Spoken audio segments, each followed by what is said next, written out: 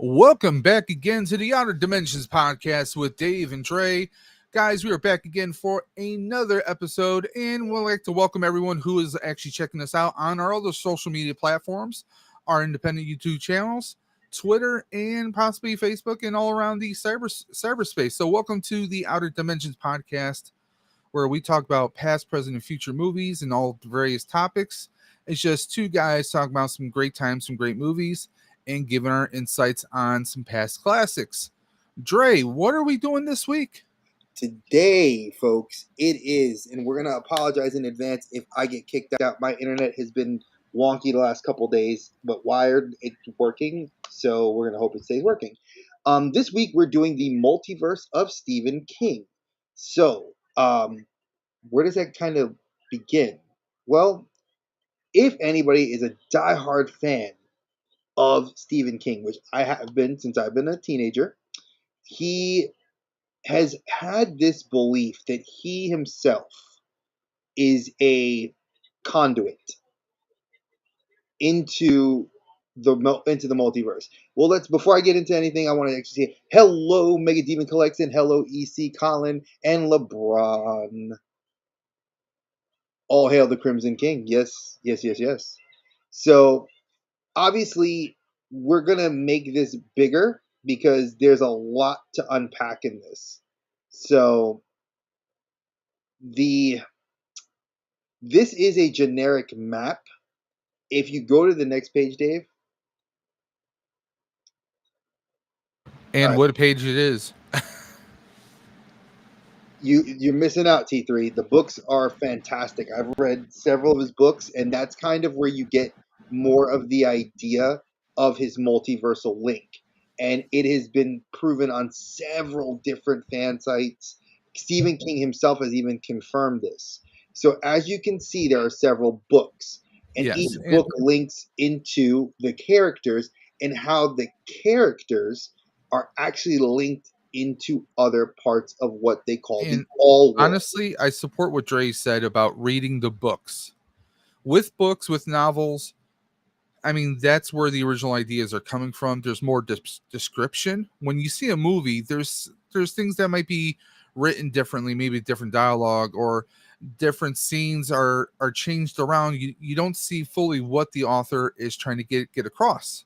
I mean, sometimes if you let's say there's a movie adaptation of a movie is adapted into a novel, you get more details because there's no images, so they have to provide more detail, more description to it. And I think that's where a lot of people who just see the movies, you really should read the books first before seeing the movies. And plus you can kind of compare, contrast, see what what differences are made. But honestly, I mean, Stephen King, nobody writes like Stephen King. And I think it was Mark Twain that once said, if you want to know who I am, read my books. Pretty much who I am is right there. And that's, I mean, taking that same concept, that's the best way to know Stephen King is by reading his books. You know, sure, the movies are great and they provide tons, I mean, just hours, if not days of entertainment, but reading books, you get more insight into his mind if you dare. So, Yes. So currently I'm reading one of his books on actually how to be a writer. And I love his book. It's my wife actually bought it for me for Christmas. A Cobweb Collector. Um, so this is a Rolando. This is a loose, and I'm saying this because this is like a poster size, like a 5x5, 5 foot by 5 foot, um, like map of the multiverse of the books and how they're tied. So I'm gonna get into a little bit better with a little bit more on the next page. So let's go to the third page. All right. So again, King created his multiverse, much like and, Marvel has its multiverse. mm-hmm. But King is the center of what he believes is of his multiverse. He is basically the conduit through which this entity GAN writes through and makes him tell these stories. Now, originally the idea was that the Dark Tower is an entity which lives and is the center of the multiverse. Now, inside of the Dark Tower, there are several floors, and each of those floors has different representations and characters that dwell within them. And there are heroes, there are villains, there are evil entities and good entities. Now, like he says, it says there's 6 beams that are protected by 12 guardians. It is believed that these guardian characters that we see, like the gunslinger, Mm-hmm. which is Roland, his character, which is Idris Elba in the Dark Tower, he's one of those knights. There's I think it was not Danny Torrance, but his son is the one from Doctor Sleep. He is another one of these people with the Shining, and it explains how the Shining ties into this. This was like delving into the Marvel multiverse. This was like a 40-page document written by King and other fans that have kind of postulated how these things work, and Definitely. it's something that interested me. It definitely, when Dave and I talked about it, it was something that the multiverse of King, it's like one of the few things outside of Marvel Comics I think a lot of people didn't know about unless you saw the Dark Tower. And that's what kind of triggered my interest to deep dive into this. Definitely. We're going to explain that one of the movies we wanted to talk about, called The Talisman, which is how you can access the all world.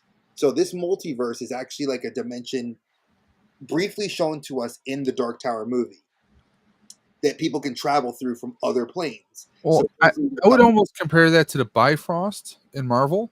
yes and no. The Bifrost, it's more like the Bifrost is the conduit by which they travel. Yes. This is like an actual realm that is got doors, and the doorways lead to other realities. Yes. Like you can go to the Pet Cemetery world, the world where Cujo lives, the world where Christine lives, Firestarter, all those different King titles. Now, within that, there are 3 magical items. And I don't want to say magical, they're more like metaphysical properties of these items that allow people to traverse from their plane of existence to the all world. And the talisman is one of them. Now, sadly, we were not able to watch the talisman because when you look up the talisman, there is a Walter Jones, yes, the Black Ranger, was in a series which I had completely messed up because he was not. That was not the Stephen King movie. It wasn't even anything about this. That was something completely different. Yes. So the Talisman movie was a TV movie made in 1998, and that movie is like nowhere to be found. So upon deep diving, I found out the Duffer Brothers and Steven Spielberg rumored. I'm going to say that because it's rumored. I don't want to get quoted, but on a few different sites it mentioned.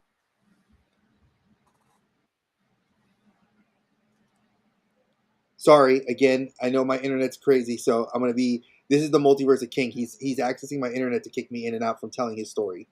No, it's Walter. So yeah, exactly. I'm gonna have to use The Shining to like get to Dave. In any event, the Duffer Brothers are obviously, everybody knows who they are. If you have not watched, Stranger Things, I mean, Yeah. that's their thing, and they're huge fans of Stephen King, and they're going to be doing a television series for Netflix due out next summer. Maybe later with the writers and actors strike, And potentially speaking. so it was slated to start production late this year into early next year to finish up for the fall of 2024. I'm probably going to assume we're not going to see this till 2025. So that's a fair estimate right there. That's a fair estimate. Now, the Talisman book series is interesting because I did a little bit of a dive into it. It's got access to bringing up characters like the main character Jack in this book, The Talisman. Jack Chambers. Yes. Ironically, Jack Chambers. Hey, man, I'm sorry. I just read your comment. I'm sorry you're feeling like poop. The C virus sucks. I hope you feel better. And Duff, before going any further, Well wishes out to Duffman, and also to our brother Captain Spaulding is currently in the hospital, and all of our thoughts and prayers are with him and his family. Those are two amazing supporters of the Outer Dimensions podcast and our independent channels as well. So we just want to show a little bit of love to them, and also a little reminder to everyone who's watching us and those who are listening to us on the Outer Dimensions podcast through Spotify and wherever you get your podcasts. By the way, we this past week we just recently updated with a new upload of 5 more episodes, and Dre has been expanding our platform to a few other podcasts platforms, so you guys can find us anywhere. You have 10 episodes to choose from to listen to us. But also, I apologize to anyone who's listening to us on Spotify or any podcast that you do not see the infographics that we have up on the screen, our obligatory cheat sheet that we use every week for visual aid. We do apologize that you're not able to see that, but we're going to be uploading those images on our Instagram and possibly Twitter, so you guys can go ahead and check that out, and you can see the map of the multi Kingverse. So Yeah, there we go. yeah. So I do want to say thank you, Duff, for coming through. I do hope you feel better. Collecting Star Wars, thank you, man. We with the cool kids, bro. It's always cool. So again, Jack is a kid that his mother's dying of cancer, and he's trying to find a way to help bring her back, to save her from cancer. He ends up finding this magical item called the talisman, and the talisman takes him to All World, where he actually has an encounter with a character, a female character, and that female character is briefly they have a run in. The two of them have a run in with the lone gunslinger, who is also, if you guys did not know, the cowboy gunslinger from the Dark Tower. So it's a great book. I've only read excerpts of it, so it's one that I have an interest in actually getting my hands on and reading. And Black House is its sequel. So I did not look into Black House what it's about, but I do know the sequel book only is about it's old. It's 23 years old or 22 years old. So I have to read both these books. But again, the big news is that it's going to be a miniseries. It was supposed to be a movie, but they're turning it into a miniseries. Again, this is information I got from like Bleeding Cool News, Ain't It Cool News, comicbook.com, and as well as Stephen King's personal website. So, and the Duffer's personal website. So I did do a little bit of digging to make sure my sources are correct. I don't want to ever have you guys doubt what we find. So I guess let's go on to the next page. The next page.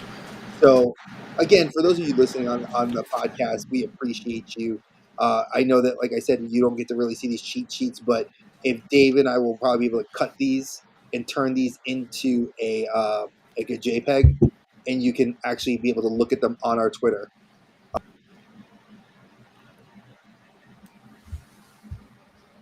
You gotta love my internet connection. So it's my internet, folks. I apologize. It'll be fixed by tomorrow. So Dark Tower was an adaptation that came out in 2017. Starring Collecting Star Wars. If the Duffer Brothers are doing it, it's going to be set in the 80s. Not necessarily. The book, the book, The Talisman, takes place in the 80s. I'm assuming that if they follow it, it will be an 80s themed, and they'll keep it that way. Yeah, Chris, listen, I can't help it. It's Walter. He's keeping me out.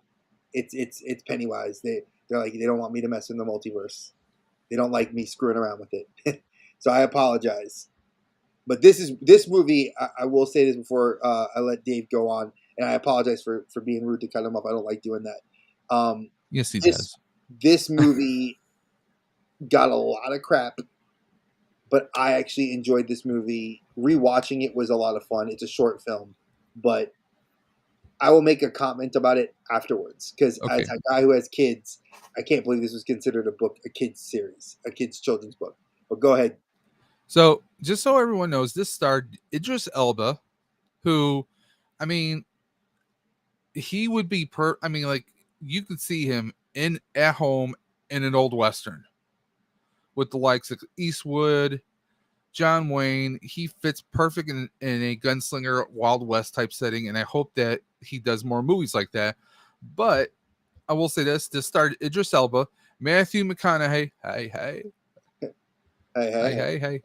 All right. All right, And all right. Jackie Earl Haley. Now, if anyone does not exactly wait a minute, that name sounds familiar.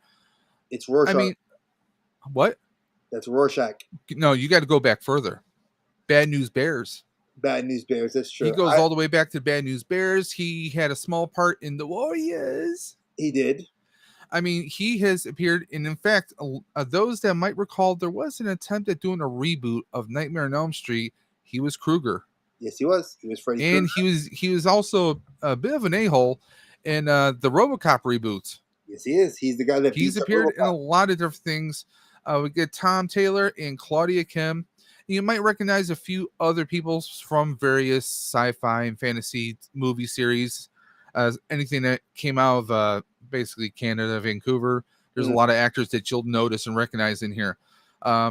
Honestly, before we go into the stats, and by the way, those who are watching us live or on replay on YouTube or anywhere, you'll see all the info stats here that Dre has. He does so much work putting our cheat sheet, giving it life. But honestly, like Dre said, this was a short movie. Hell, Amazon, if you're listening, okay, Amazon, Bezos, if you're listening, make this into a damn series. This would have been great as a TV show, and they could have stretched the friggin' hell out of it. Base it off the graphic novel, which is Yes. based on the novel, which I got for my birthday from my wife and my kids.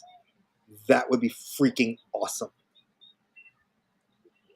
Freaking SME.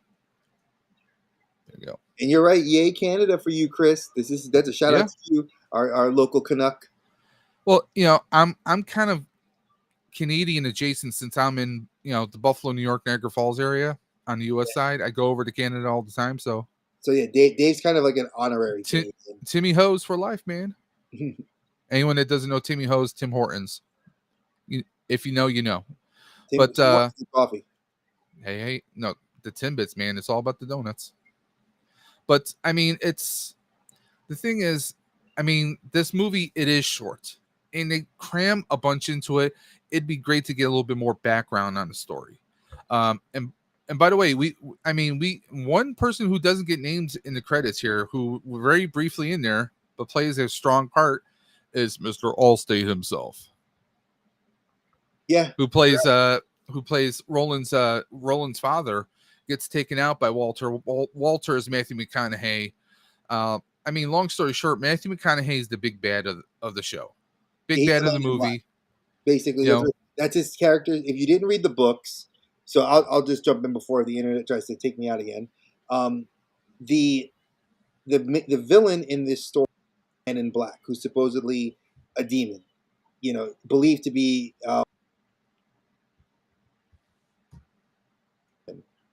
See, he took me out. The Man in Black took me out. I see you, McConaughey. All right. Yeah, my wife likes the Lincoln Lawyer, and he takes me out.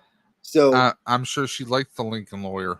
Oh, she watches the show like religiously. Like she watches it on Netflix and everything. So the Man in Black is the villain, and he likes to collect souls. Now, the gunslinger is. Here's where I'm at. The gunslinger is supposed to be thought of as a knight who actually wears armor. Yes. And he wears a cowboy outfit. Now, the problem is a lot of fans, diehard King fans, did not like the fact that they casted a black man to be the gunslinger. Before you go any further, to those people, respectfully, and I might piss a few people off, y'all can kiss my ass. Oh, I agree. They can kiss my ass. He's perfect. I can't, reading the book, but also watching the movie, I can't think of a better person for this role. Now, with that being said, respectfully speaking, respectfully speaking to Stephen King, I know he has no racist bone in his body. No, but I will state that for a character who is supposed to be a white man and who actually makes several derogatory comments about slaves and slavery Mm-hmm. throughout the book and the graphic novel. You're kind of like you like the fact that the gunslinger is actually a good guy, because the way the graphic novel kind of portrays him, he's kind of a douche. And the Well, book, he's kind of a like, you don't really want to like him, but well, I, here you grow to like Roland's character as Idris Elba. That's what I personally feel. I'm going to say this. Okay, I'm going to say this about that. One, when it comes to stories, and now I can't recall the exact year Stephen King might have written this, but one, we're all products of our upbringings and our societies that we grew up in. Okay, I grew up in the east side of Buffalo. Okay, where it's a mixed culture. Okay, it's very urban, very I'm trying to find the right words to describe it, but I mean, if you get someone who grew up solely in the South, and maybe in their towns or their townships or their neighborhoods, or maybe in their own damn families, they might have had people who use certain terms, and that just it isn't specifically who they are, but it's a part of their habitat of growing up, their society. Some people say soda, some people say pop. You know, So just some people have eaten grits and some people haven't. Okay, I'm I just want to say saying. hi to Legacy and Nerd, and yeah, Chris, it is funny. You're going to see me popping in and out until my internet's fixed tomorrow. Hey, what's up, Daniel? So I will state this, that you guys want to know the dates. The book that we are talking about, not the Dark Tower, but the Dark Tower was a series of 5 short stories. Mm-hmm. This one with the Dark Tower, in particular with the gunslinger character, was made in 1982, released on June 10th, 1982, and it is a kind of a refix, a retooling of Mm-hmm. the 5 short stories put into one. And this is a dark fantasy series. So this Well, was King's attempt at doing wasn't Green Mile kind of the same way? Green Mile was more not It was a multi-book series, wasn't it? It was more it than was one book. yeah, it was a couple books, but it was more short stories, like novellas, Mm-hmm. and then he put it into a collected edition, Yeah. which is also why The Fog was the movie that he did. The Fog, that Yes. was the novella that was then cast as a movie. So there's been a lot of, if you read a lot of King, has written several smaller things that we like, the Langoliers, which was again a TV series with Bronson Pinchot being the villain. Yeah, I was just thinking Bronson Pinchot, the kid from Manhattan Project was in there. Yeah, Was it was Lithgow in crazy. there?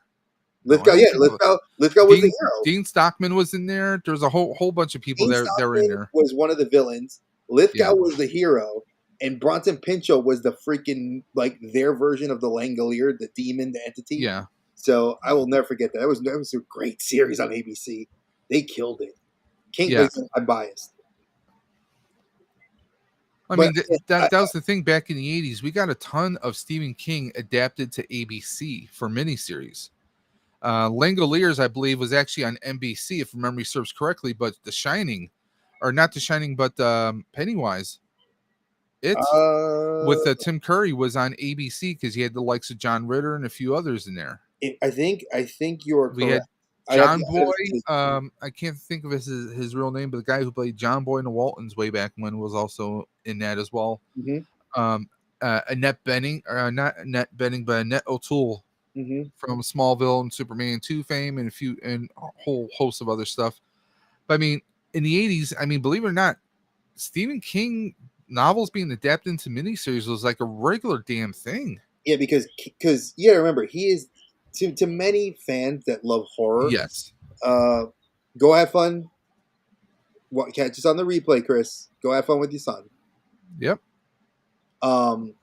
So why is this particular movie, which I can go into the whole concept, why is this part of the multiverse? Well, the Guardian is the gunslinger. He is a guardian tasked with traversing all world. Now, all world, if you watch this movie very closely, it's short, but there is a scene where they fall through a portal Mm-hmm. on top of a Pennywise sign. Yes. You see the Pennywise sign, which is obviously a nod to Pennywise existing, and this is from the carnival that Pennywise in the original Tim Curry iteration that we now then later on it becomes the remake of Stephen King. Yes. There's also a nod to Pet Cemetery in this movie.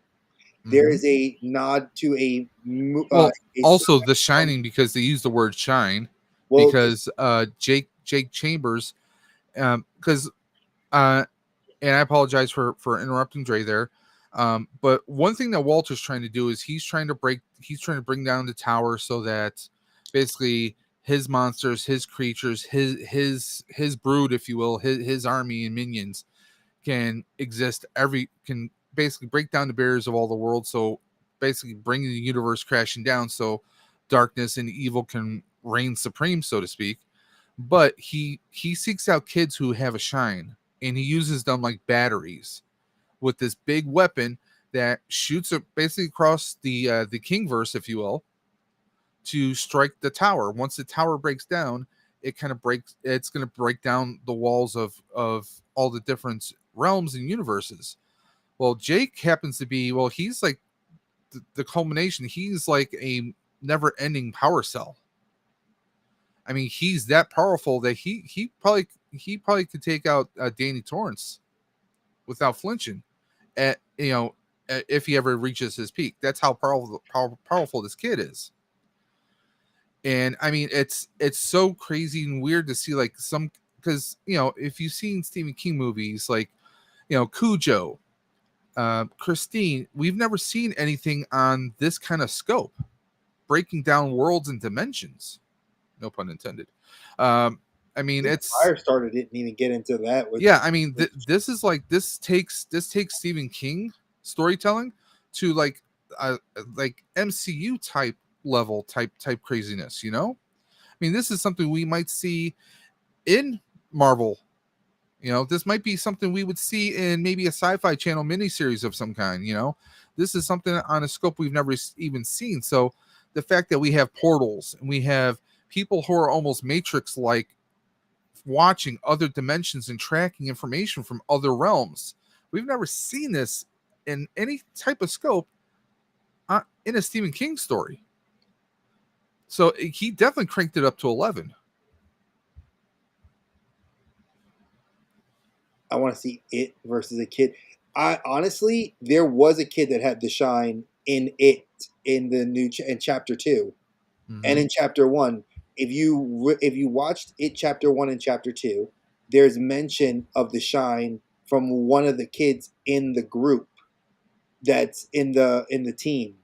They has the shine because he makes a brief mention that he has an ability, but they don't ever go into any other details of it, Yeah. which is in the next movie we talk about, which we're not going to get to right now, but when we get to that, this introduces us to every.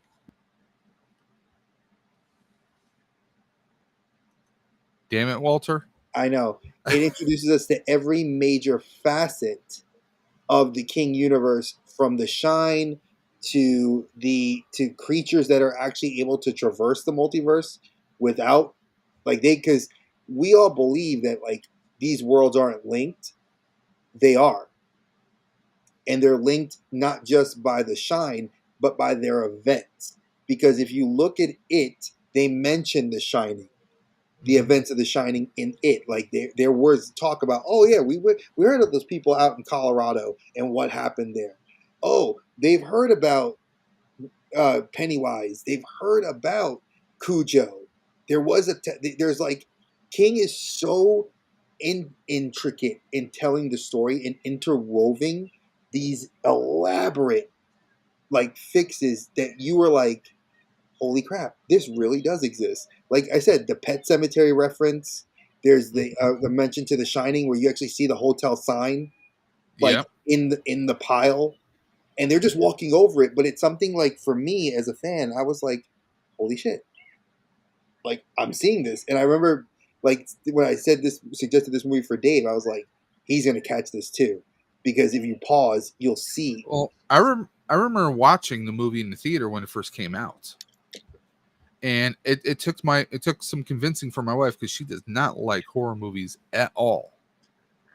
And I'm like, this is going to be more of a sci-fi kind of action element, and it really plays that way too. Yeah, it doesn't. This one actually plays more into the dark fantasy sci-fi aspect of it than it does his horror. Yeah, Because the Man in Black, yet granted, he is a pretty evil villain, and you get that vibe of like, oh my god, he is immensely evil and powerful. But you get like a mysticism to it more than anything else, and that would be a cool kind of what if fight.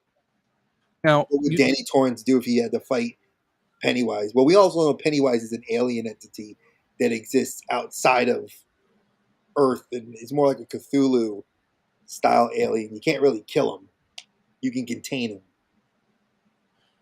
yeah, I mean, and those who are watching or listening to this and you're hearing us talk about the gunslinger is not the only one fighting here.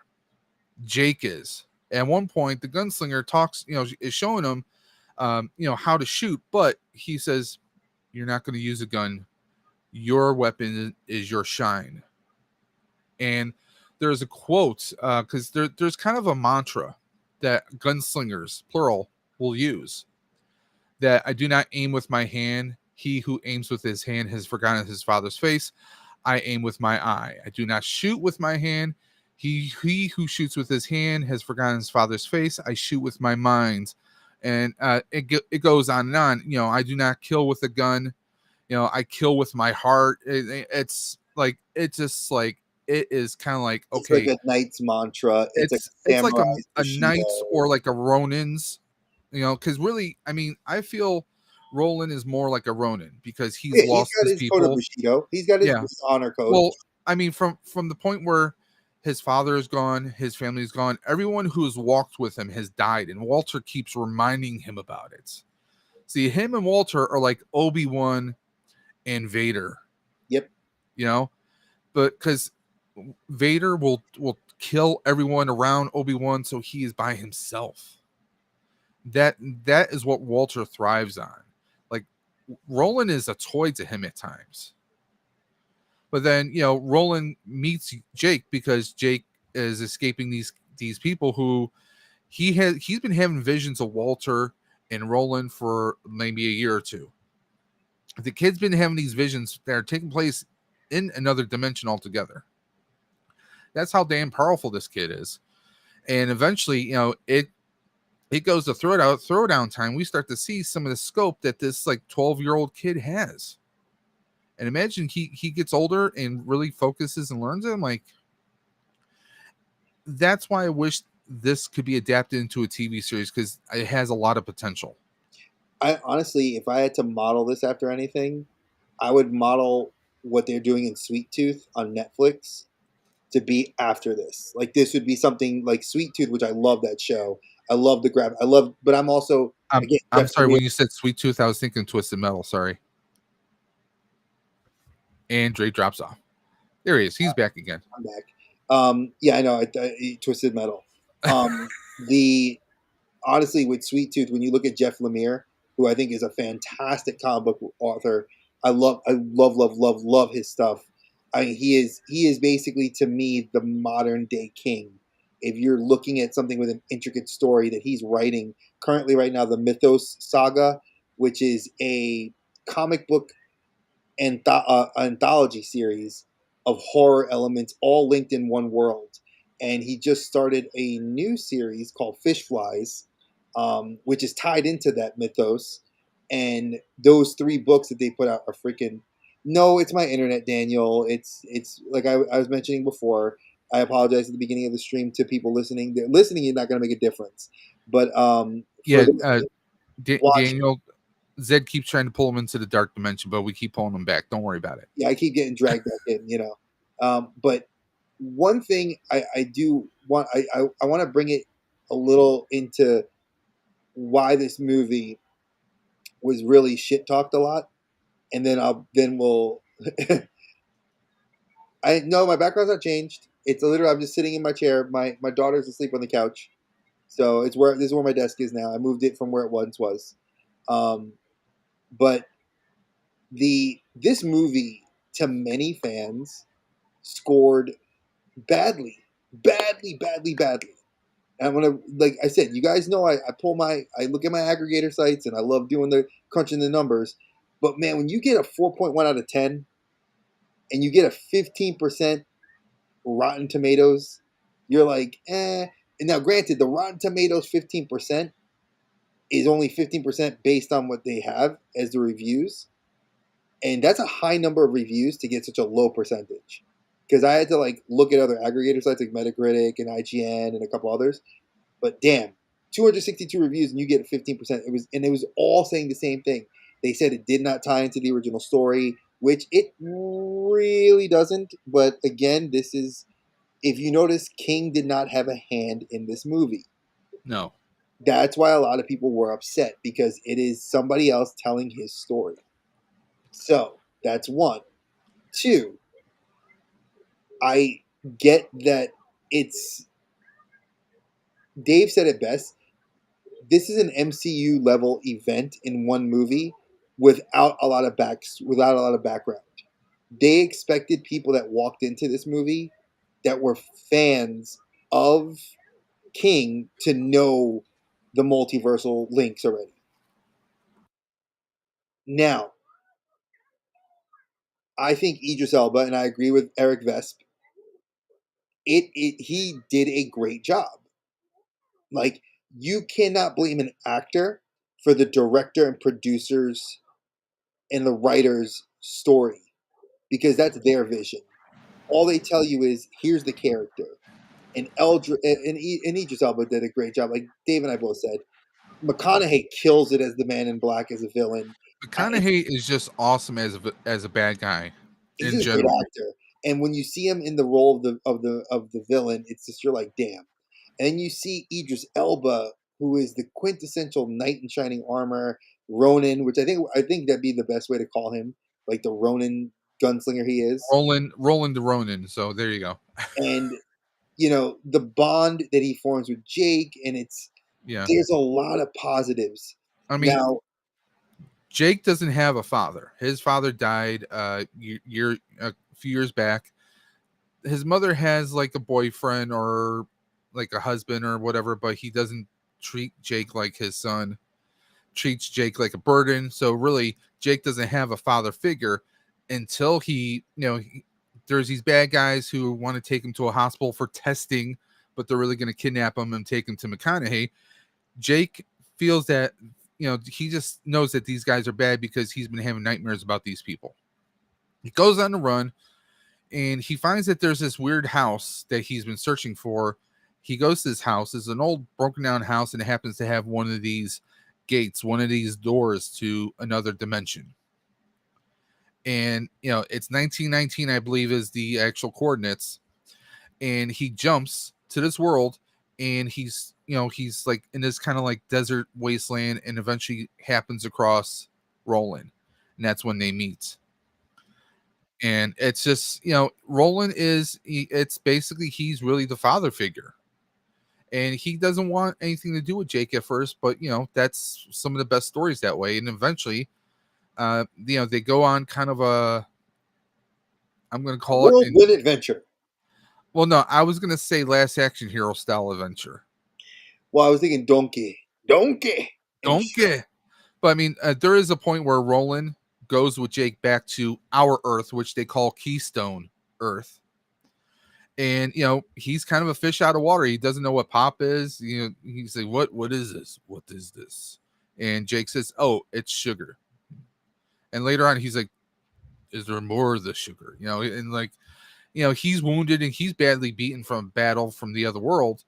They take him to a hospital. He's like, I haven't felt this great in years. And he's like, yeah, he's like, this medicine. He's like, yeah, we have great stuff here, especially when the painkillers kicking in, and he's really feeling good. oh, yeah.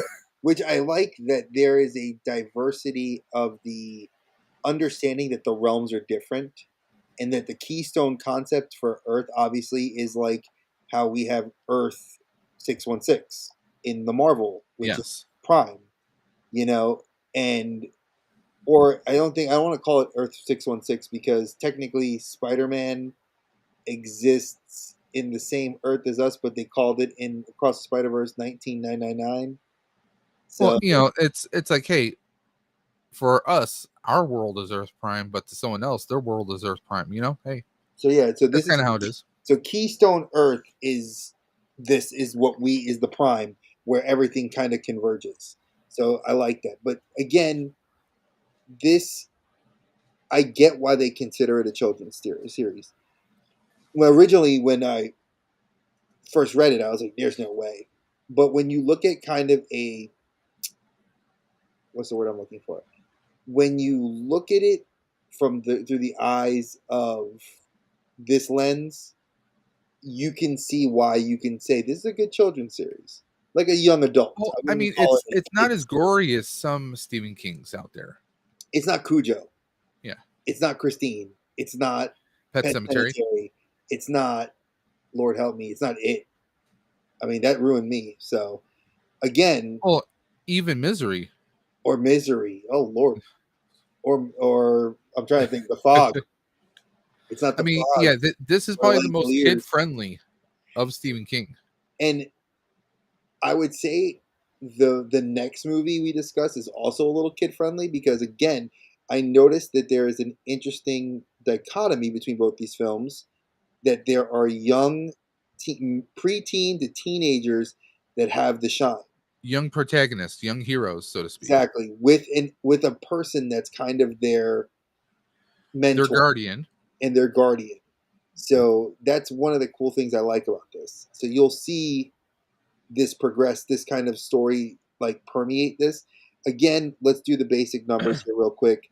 $66 million budget. You know you're paying a majority of that to McConaughey because McConaughey is All the right, main, right, right. and Idris Elba. I mean, he demands a fair amount of money. He was already in Yeah, Thor. and He was Heimdall. they almost doubled their money, but who knows what they did in DVD sales? I'm sure they DVD made money sales there. were.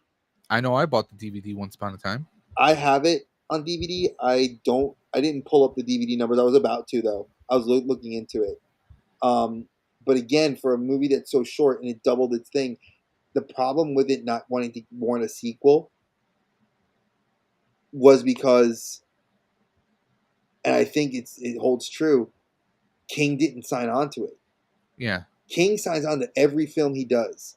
When I he mean was it would have been cool to see him do a cameo or something, he didn't do a like he's done cameo. in a few films. Well, he was in It Chapter One. He was in Yeah, It Chapter Two. He was in Doctor Sleep.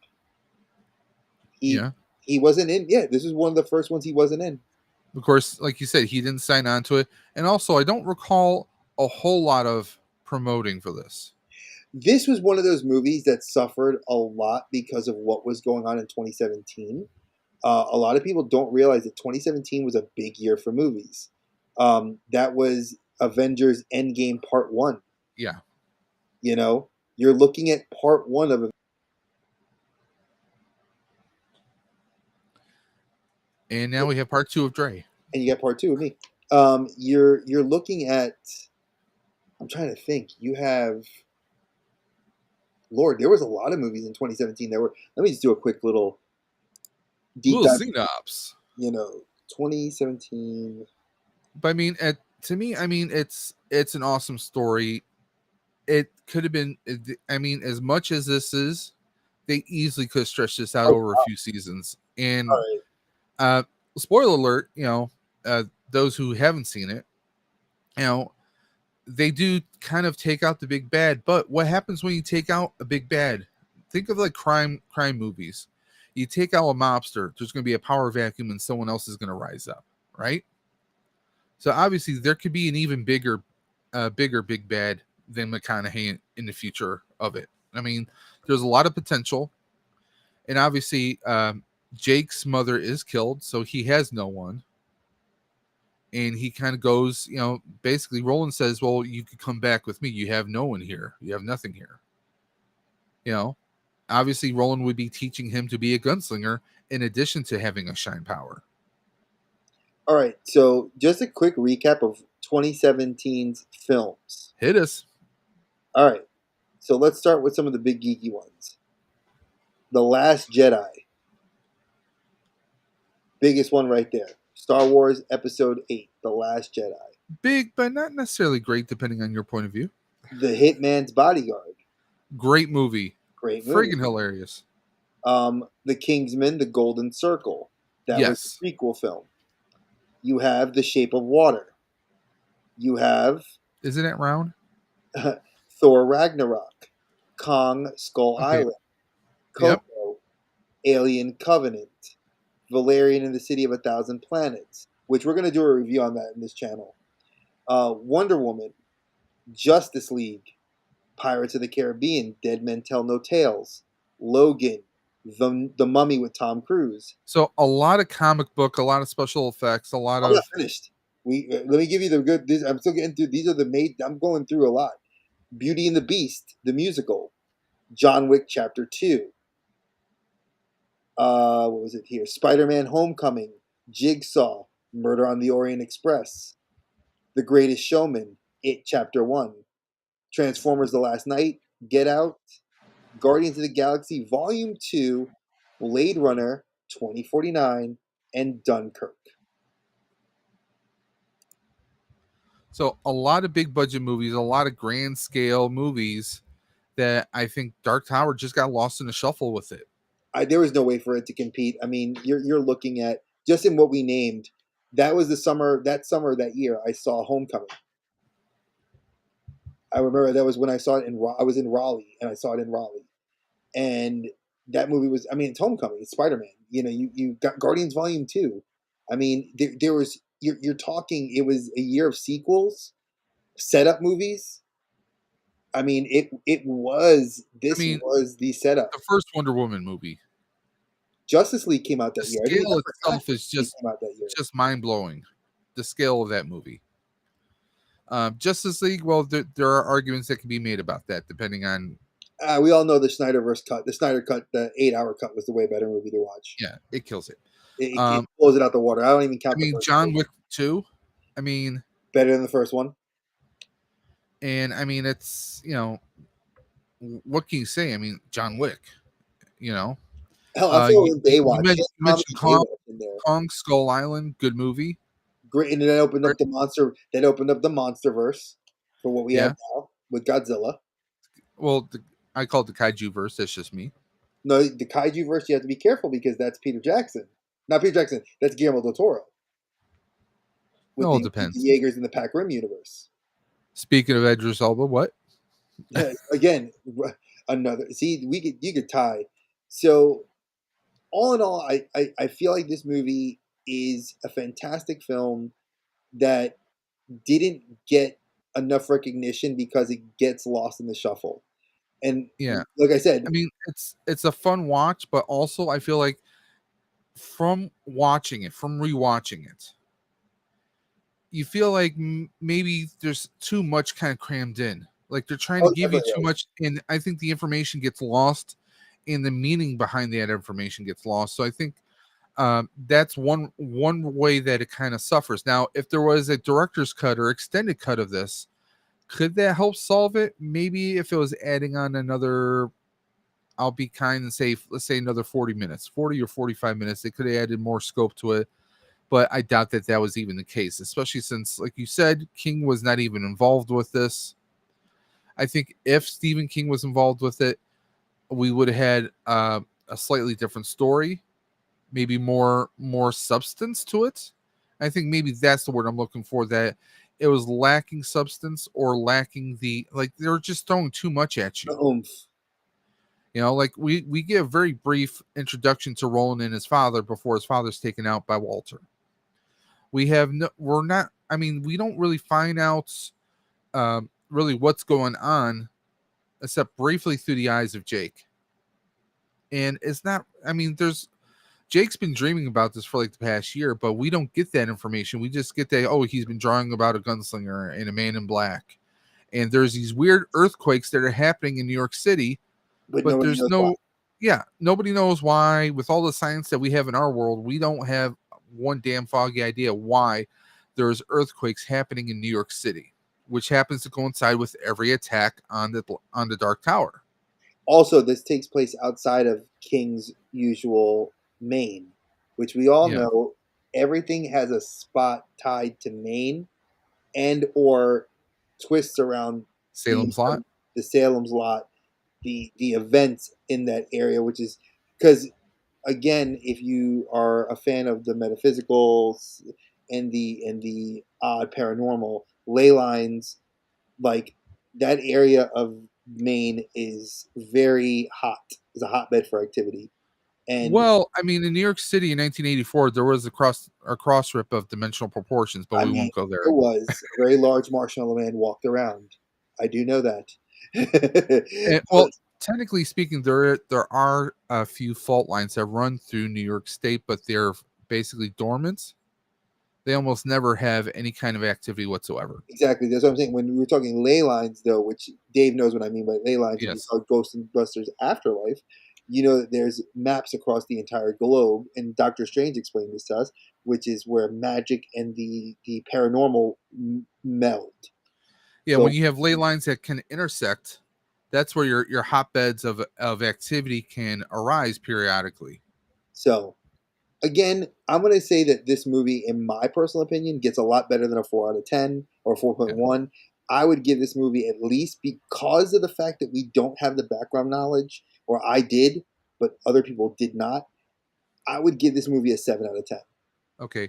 I'm almost there. I'm respectively around because I'm biased because I love the, the story of the gunslinger. And I wish we could have gotten more information, more story of him. Because we don't know that he's lost all these people, except when Walter reminds him, Hey, Vader's girl. or when Walter Vader's girl. Hey, Kat. By the way, anyone, Rolando or someone is in the chat, could you drop that link for that event that's happening? There's a fundraising event to help. There's like a GoFundMe to help out Kat. So if anyone is in the chat that has that link, I want you to drop that in the chat to help out with the expenses for medical bills. So anyone's got that link, I think LeBron and a few others have those links. If you happen to have it, drop it in chat, please. Um, but going back to what I was saying, I mean, we only get that as kind of exposition. Hmm. Like, oh, like McConaughey's telling Jake, everyone who walks with the gunslinger, perishes, they die. Or like he's taunting Roland and says, anyone who travels with you or walks with you, they all wind up dead. And it's like, it's, we get that verbally, but we don't have like, I mean, they could have thrown in flashes of this person or this person with Roland getting struck down. We don't even get that. So respectfully, I'm throwing a 6.5 at this. Not even a 7, but a 6.5 because, like you said, it's not the actor's fault. It's the storytelling through the producers and the writers, but also I'm going to say probably more of the producers and the directors because them in the studio, they're the ones that probably cut out a lot of the script and shortened the hell out of this movie. At least as far as I view it.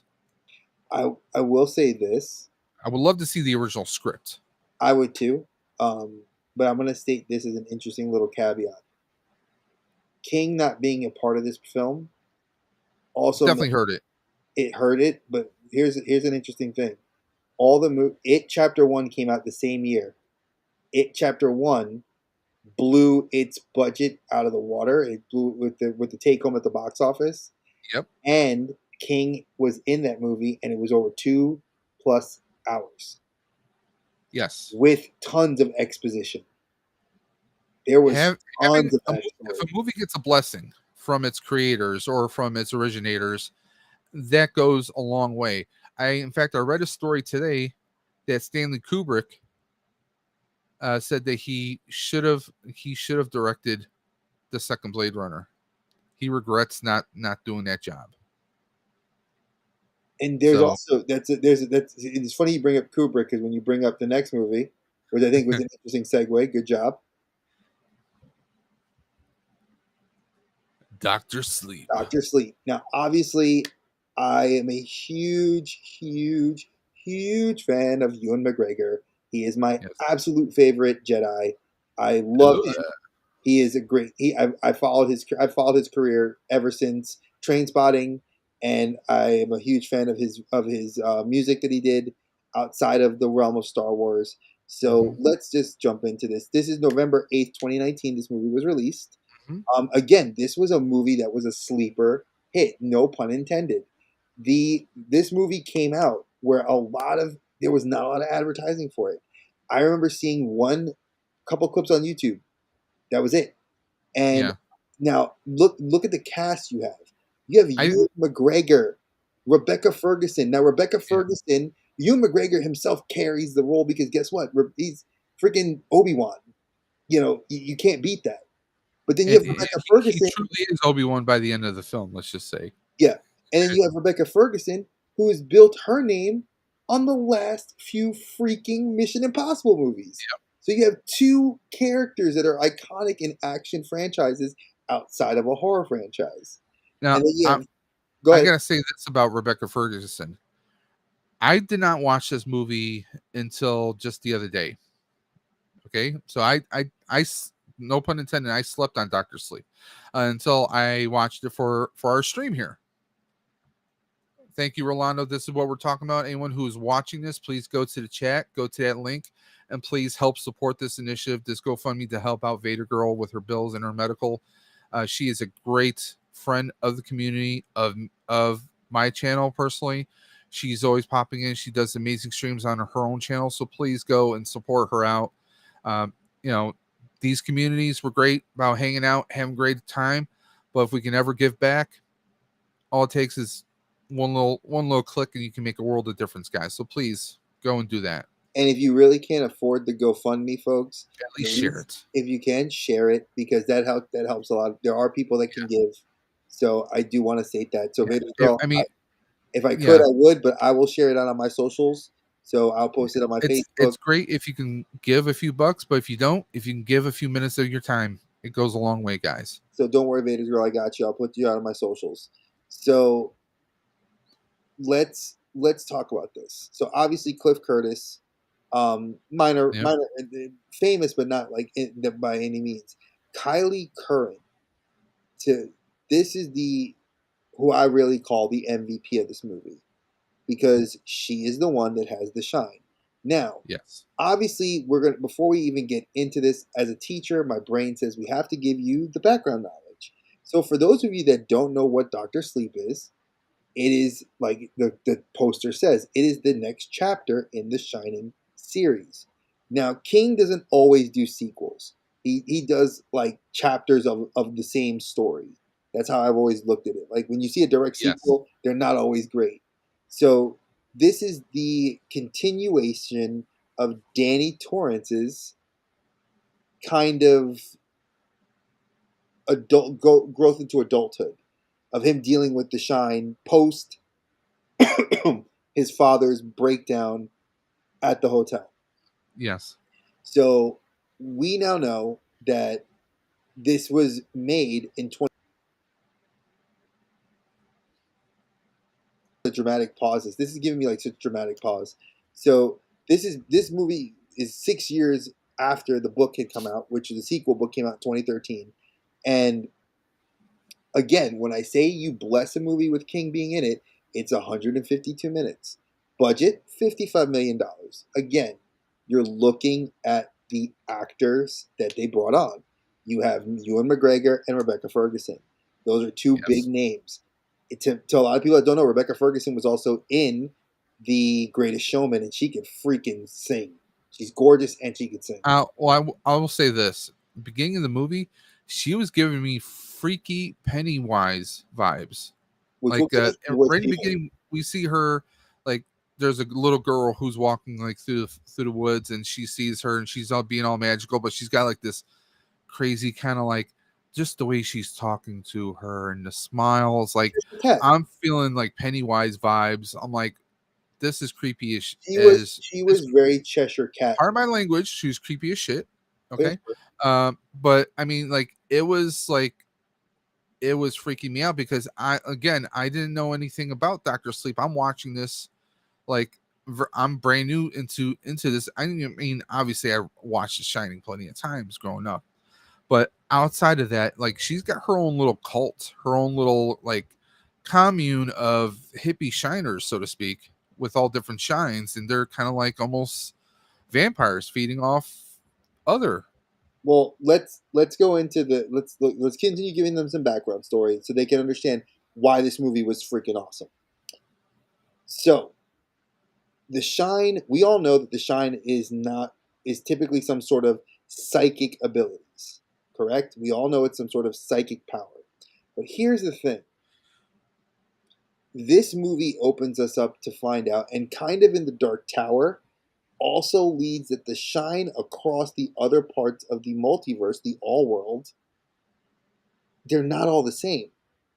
And that these demons that are hunting these people down, like Pennywise, because Pennywise was killing those kids, and they always said, why is he terrorizing this group of kids? Because one of those kids had the shine. He didn't know which one, but one of those kids did. In this series, it's the same thing. You're seeing something of a growth. And this also has a tie, which I loved, that it tied back to the original movie, where he actually had a relationship with the cook from the hotel Yes. that he called because he was the one who looked out for Danny. Because And I believe who was played originally by Scatman Carruthers. I want to say yes. And I thought that was a huge nod as a diehard fan of this stuff because when you see the fact that he makes the phone call and then he starts reaching out because he's the one, the cook, if you remember in The Shining, had the shine Yes. and he communicated to Danny. Danny then started learning how to hone his shine, Kind of a Obi-Wan to Luke relationship, wink wink. which I thought was hilarious when you watch this film because it was very, very tied to the Force. It was almost like, Oh, oh wow, look, it's him when he gets Anakin when he was a kid. Oh look, the little girl's snarky, just like Anakin, you know, and yeah. but If again, you guys have to watch it and you'll get it. What we're saying. you'll see it. Oh, 100. it's like cranking it up to 11, guys. I know I like to say that a lot, but I it's agree like, with you.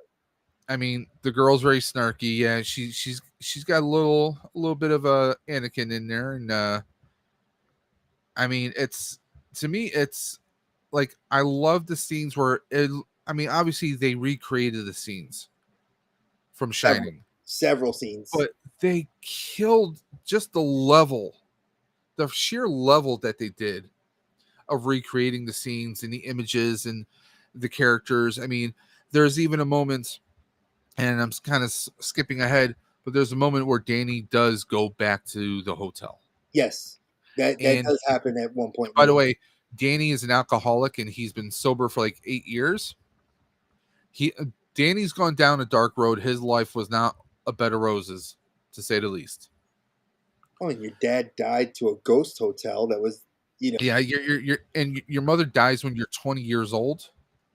So yeah, he's got nothing but issues. But a certain series of events lead him back to the hotel, and he's walking through the hotel. He comes across the bar, and who's the bartender? The guy could be a double for Jack Nicholson. It's a it was different actor, it was but perfect. he looks a lot like Jack did during The Shining.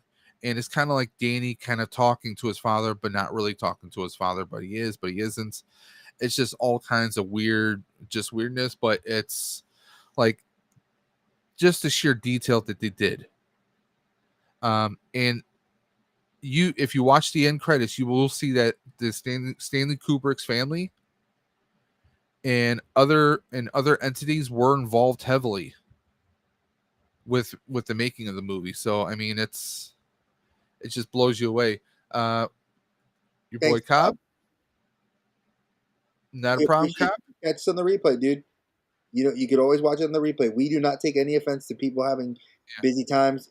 Hey, It is what it is. it's 9 o'clock on 9 o'clock at night on East Coast. You know, people have families, they have things to do, maybe going to bed. It's working third shift, who knows? Yeah, exactly. It is So what it is. Now Catch let's us on Spotify. now let's actually talk about this because I think Dave hit it in the nail on the head discussing this earlier. Rebecca Ferguson's character is the villain. She is one of a coven.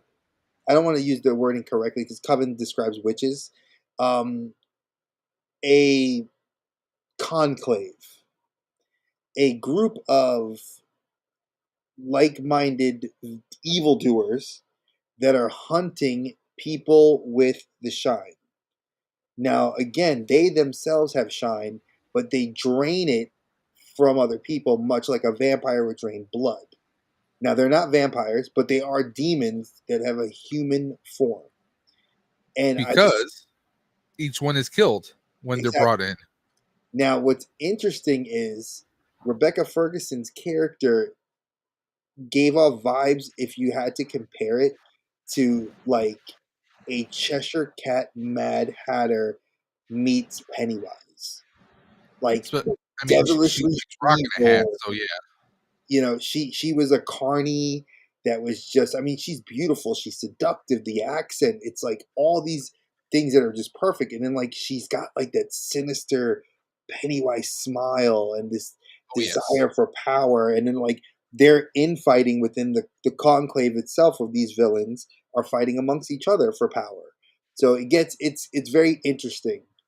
And you like that's your group of villains, and then you have Danny Torrance kind of going on this soul searching Luke Skywalker style, like I gotta kind of get Walkabouts, to yeah.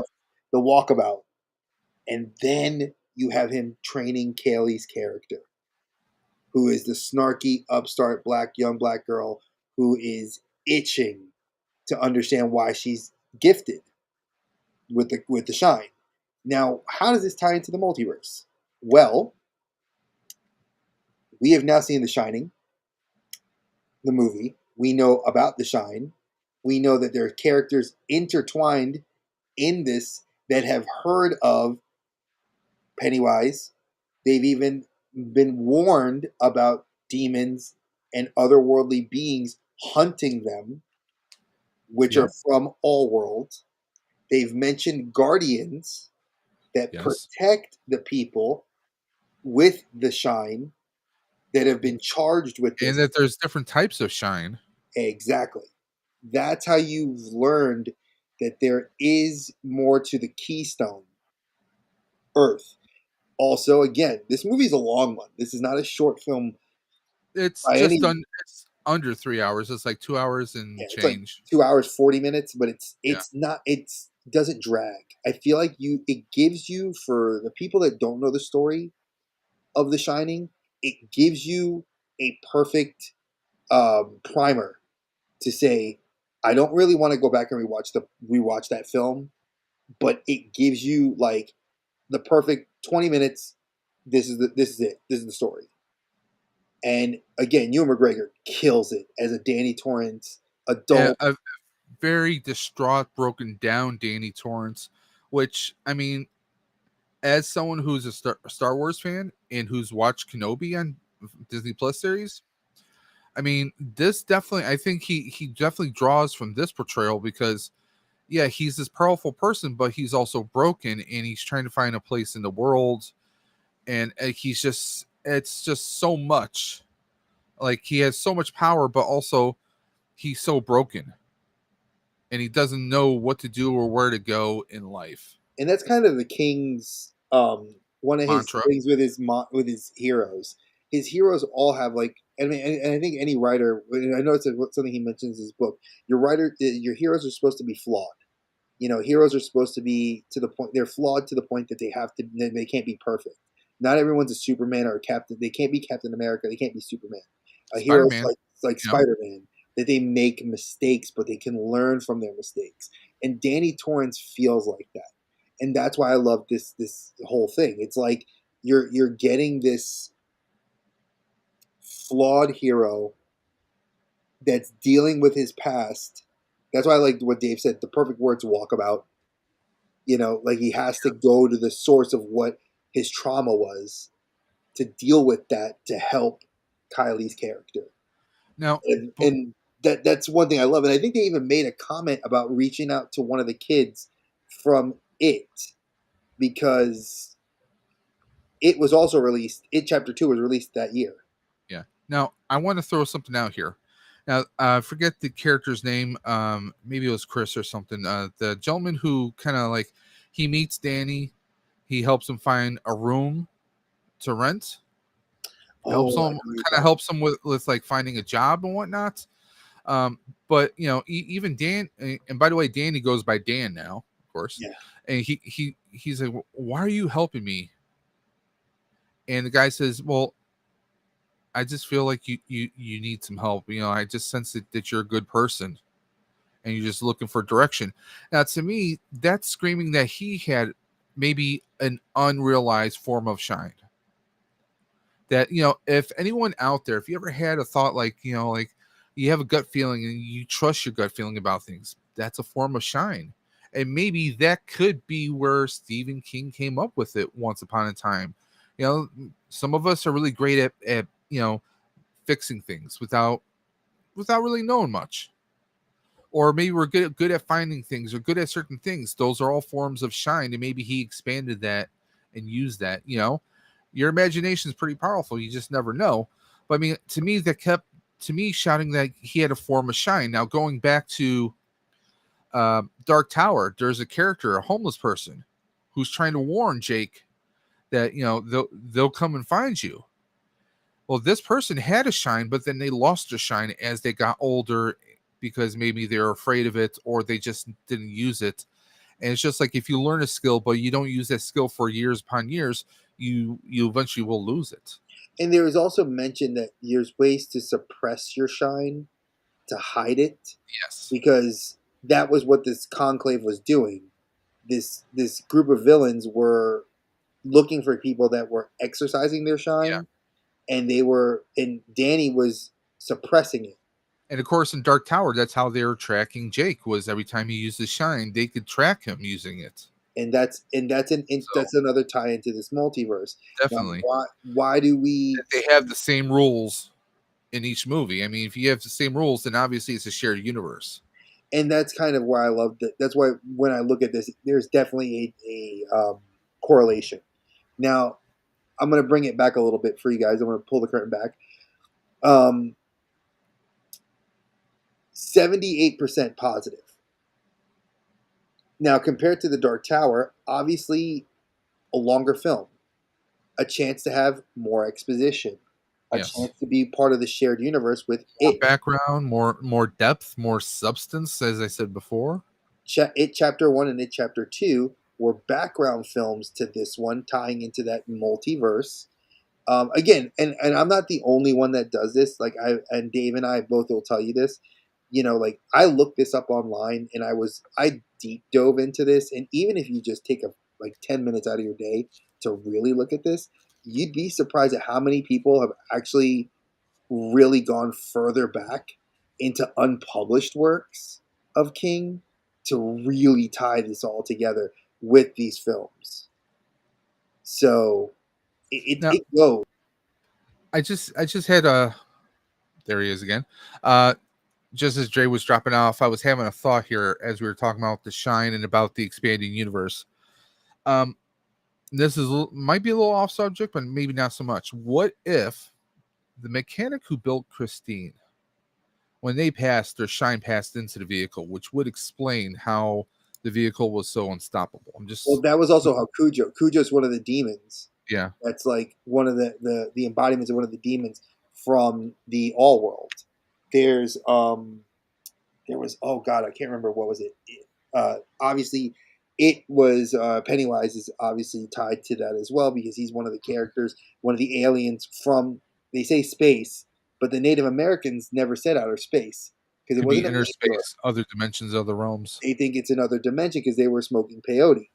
That's how you understood the correlation. Um, and they said that he could not die, that he was like eternal. So I think if you look at it from the perspective that he's tied to one of those all powerful gods that's like tied to the dark side of things, that this is the, you know, there's light to the darkness. This is the darkness. What's the light? The snapping turtle, which I have yet to really deep dive and find anything about the snapping turtle being tied to anything across this, because technically the snapping turtle is the good one or tied to the light side. And I've never seen a single reference in any of King's movies. But again, I may have to rewatch a lot of them to kind of pick that up. And that might be something else we do in the future, you know? But again, And this was I'm also going to say not. this won't But, be our only episode on Stephen King. We're going to be doing a lot more in the future. oh no, there's definitely this is the tip of the iceberg. The fact that Kubrick directed, and I mean Kubrick, you know, I mean the guy's amazing. I mean, No, you can't no matter spit what in you the can say face. about the person or their life outside of their career, I mean, his movies speak volumes. I mean, Clockwork it's Orange, yeah, 2001 Space Odyssey. Yeah, I mean, masterpieces. I mean, if you want a master class in directing, I mean, that's definitely one of the names you have to bring up. and they're pop culture films. Like Yeah. people, people's careers were made off of those movies, and people have modeled movies after those to Yes. imitate things that they saw in those, which are considered in film classes to be modern masterpieces. And I agree 100%.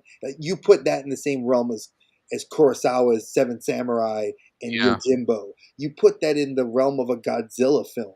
We got a few more people say hi very quickly. We got Blue Sasquatch. Freya, chosen one. Hey Freya, hope everything's going good with you, Berserker and Banana Bread. Hey Freya, Your little one. I hope he's doing well. and hey Blue Sasquatch. I saw Berserker. you in there, my other fellow Canuck. Yes, it was good. Definitely. It's one of those movies that a lot of people don't talk about, and I like that. Here's something Dave and I've said, and I know I'm gonna shout out our boy Hey Archer, because Steven Hey Archer is amazing. Uh, hey, happy Happy birthday! birthday. Feliz cumpleaños o merito tanjobi. So you got it in 3 different languages, my dude. Happy birthday! I wish you nothing but the best. He's Uh, brushing his beard right now. Oh, oh, okay. I'm gonna address something Hey Archer said. Is that on Uh, Only Beards? only beer. It's hilarious. Um, right now, because of what's currently going on in Hollywood, a lot of people want to always talk about like Oppenheimer and Barbie. I'm We're sorry. not that channel. We're We not that channel, and I'm not we sorry. we don't use the B word on this channel. You know, but I'm not. We're not that channel. We don't want to sit. There's so much that people crave to know. You can go. I can recommend channel. Hey, you can go. You can go to Hey Archer. You can go to Nerd Yep. Affiliate. Nerd Affiliated is a great channel for all your latest, greatest views on new and upcoming films. But our channel, we're basically retrospective. We like to compare some movies. We like to do some pretty odd choices at times. We're just a fun channel. We're two 40 almost 45. We're I two am 45-year olds. We're kids of the 80s who saw a bunch of amazing films, and we're just kind of discussing them and also mentioning some connections. Like, I mean, Doctor Sleep connects. Doctor Sleep and Dark Tower, they all connect with Stephen King's expanding universe. You're thinking like, you get one author. He's just not going to write, 30 or more books and not have some kind of commonality between them. He did. They're all shared universe. Mhm. I mean, Dark Tower is what bridges it. And while we were talking tonight, I just sent Dre a link. Apparently, because I was saying my wish is for Dark Tower to be a series. He just sent it to me. Apparently, it's in the works. It's not fully green lit yet, but Oh, apparently, it's looks like it could happen. So fingers crossed. hey, We'll definitely keep you guys apprised of what that is. Yeah, I mean, I was doing some wall wishing, and then I was checking my news feed, and I was like, oh my. Um, So, so yeah, like when we so like, Hey Archer also has a challenge going out. If you guys don't know, he's put it out to other YouTubers that talk about the older stuff, because there are so many bigger YouTubers than us that are doing all the same things, and people get like full of it, like they don't need to hear about it so much. So that's why I'd rather look at these films that are like that literally slip through the cracks. Yeah. Doctor Sleep was one of those films I remember seeing an advertisement for. I was dating my wife at the time, and I remember asking her like, "Hey, are you interested to go see this movie?" Nah, we didn't see it. Dark Tower, I went to the theaters to go see because I like Idris Elba. But again, I am a movie buff. So is Dave. We have more of an intricate eye and look. We're very introspective. We'll look at things a lot closer when we see it interest us. So that's why we talk about these movies in a greater scope, in the grander scheme, so you guys can, if you were interested in watching it, or if you've wanted to watch it, or give it another watch, because this is a lot of popular people. Brian Tellerico, or Tellerico, he's very controversial figure all over social media and YouTube. But he was like, you know, this was a great film. Signed off by Kubrick's family, signed off by Yep. freaking King's family. King had roles in it. There's such a plethora of good in this. Yeah. And you see the vast differences in success versus Idris Elba and McConaughey, who did a fantastic job in their film. But And because it wasn't signed off on, signed off on a lot of the writing. I mean, I still stand and I say that it feels like that movie was cut down, was edited the hell out. and again, I would love to That's see the just my original script. personal. That's my personal vibe. You know.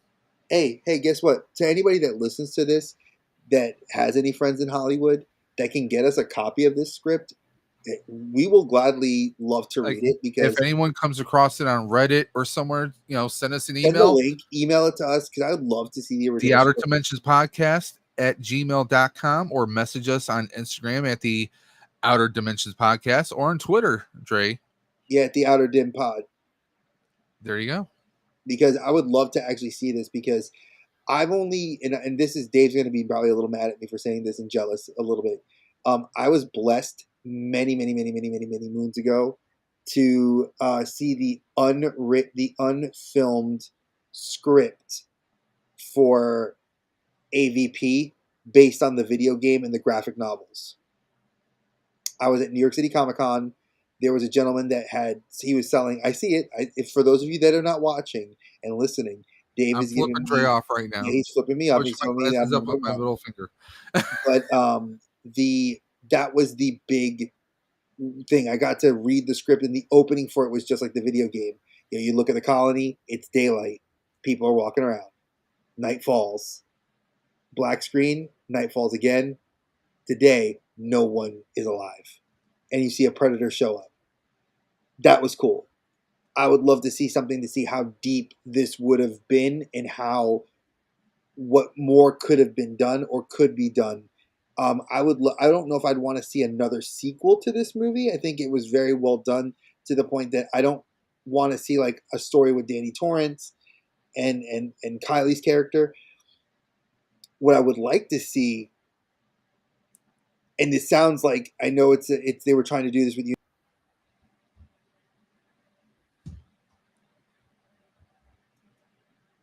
I know they were trying to do this with Universal Monsters. I would love to see what Daniel Legacy of Nerds said. I would love to see key villains show up in a film like the Big Bad, and they have to go to the tower and meet. And you would have Idris Elba, the gunslinger, Danny Torrance, Kylie's character, Well, Jake's I character. mean, hypothetically, because Walter was taken out, there's going to be a power vacuum. Who's going to be the big bad of that shared universe? And that's where you could get Pennywise. You could have other entities or other baddies, spiritually speaking. You could have, an amalgamation of all the ghosts from the hotel. I mean, there's a lot of different things that can still happen. Hell, Bronson Pinchot could come back as the Langolier. I mean, hey, anything and everything could be on there. And if they do a Dark Tower series like we were reading, we could get a more expanded universe. We might get other baddies, and I really do hope that Stephen King has a hand in it.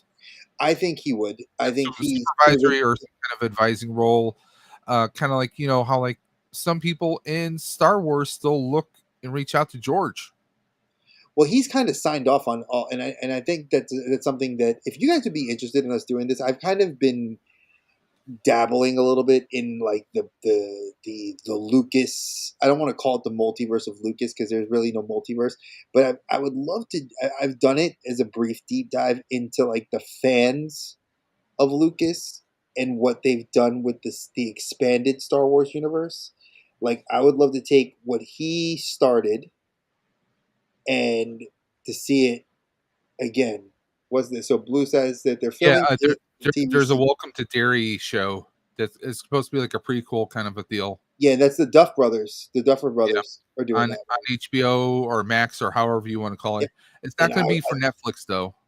I believe it's for Max itself. it's a Max show, and I know the Duffer brothers are the ones that signed on to do it, and it's Yeah. going to be freaking awesome. I mean, it would be great if it was Netflix, but we're not so lucky. We're gonna have to spend more money on another streaming service, So potentially that I've speaking. heard of, and I'm excited to see that.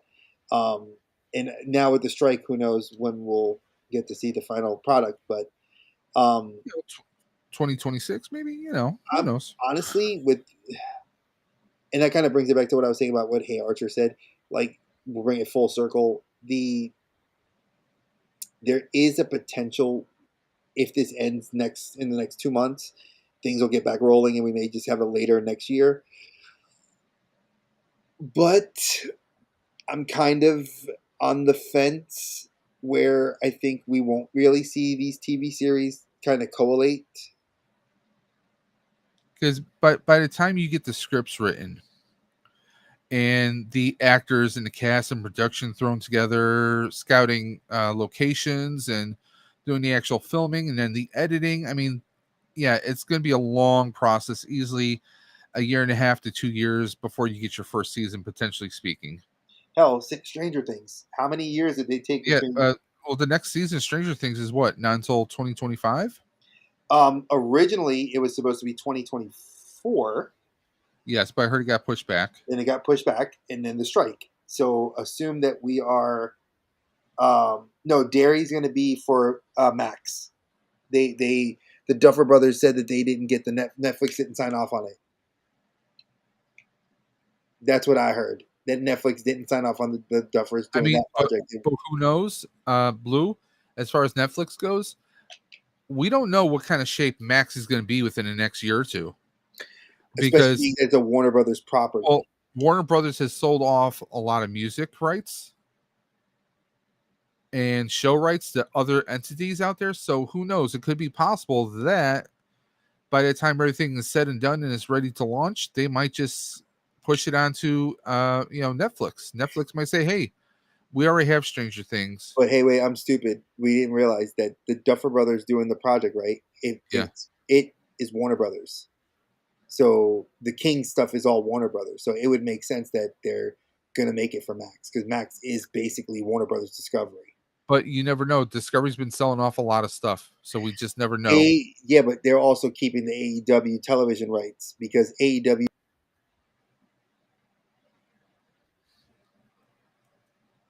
as I was just saying, AEW's pay per view for All in Wembley Stadium coming up in a couple of weeks is actually going to air on Max as part of the Max budget. So, like, if you have Max as a streaming service, Warner Brothers Discovery, which owns parts of AEW, TNT, and TBS, I don't see them dropping a huge property like it to Netflix. I don't see that happening. But that's just me. Again, I could be very wrong.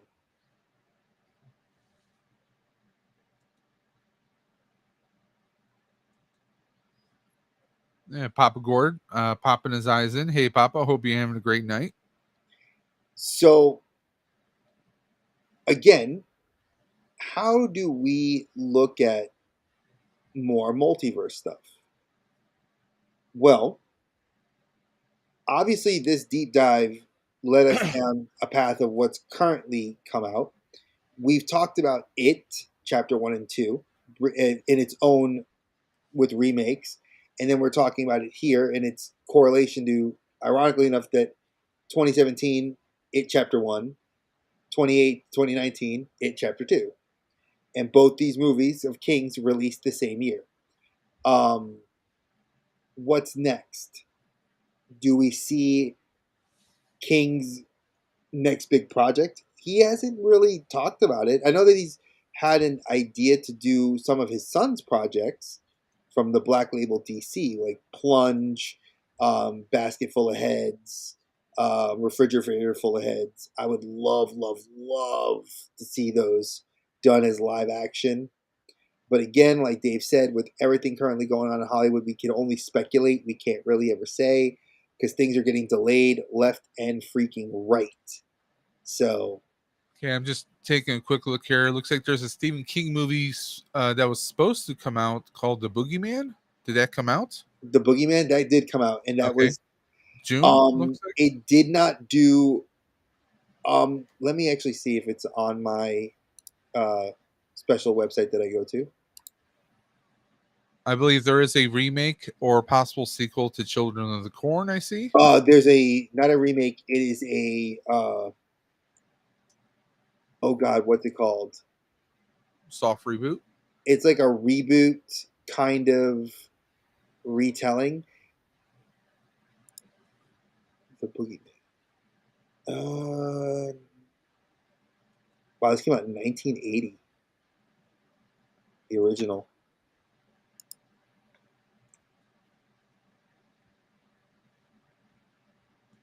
What was it? Wasn't it 2022? No, it's 2023. All right, let's see. Wow, this movie did terrible to the aggregators.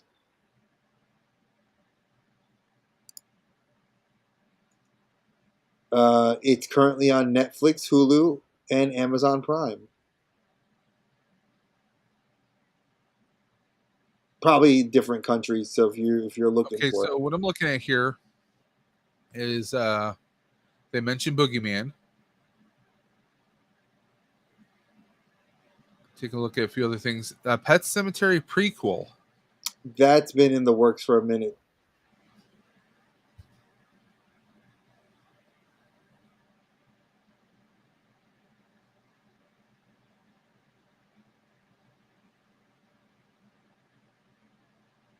Interesting, interesting, interesting, interesting. All right, I need to find this movie to watch. I didn't even realize this how bad this movie was. To me, I remember seeing it advertised. It's only an hour and 38 minutes. So and King's not in the movie. Just to give you guys a little bit of a tidbit, he's not even in the movie. See, Children of the Corn was good. I think it suffered sequelitis because of the 80s and 90s when they were like, "Oh, this is a good property. Let's keep making like freaking 900 of this movie." So, because that was a good idea, said no one. Um, I do think that, and if you guys are interested in us talking more horror,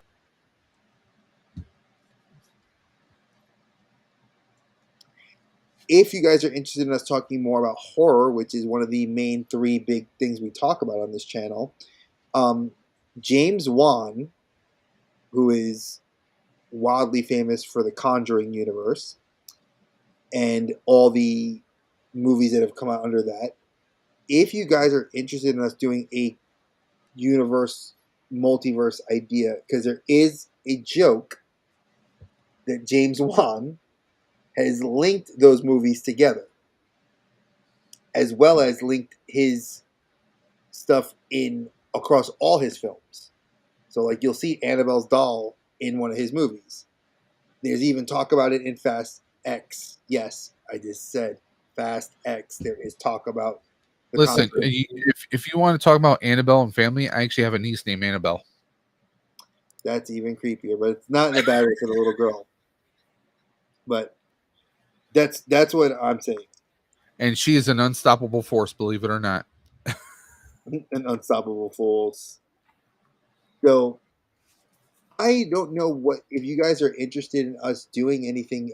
We do have another multiverse. We're kind of keeping it in the realm of multiverse because I know next week we're going to be doing the beta 2.0, or really is The this 3.0? the MCU the MCU multiverse beta part deux. Is Part that two.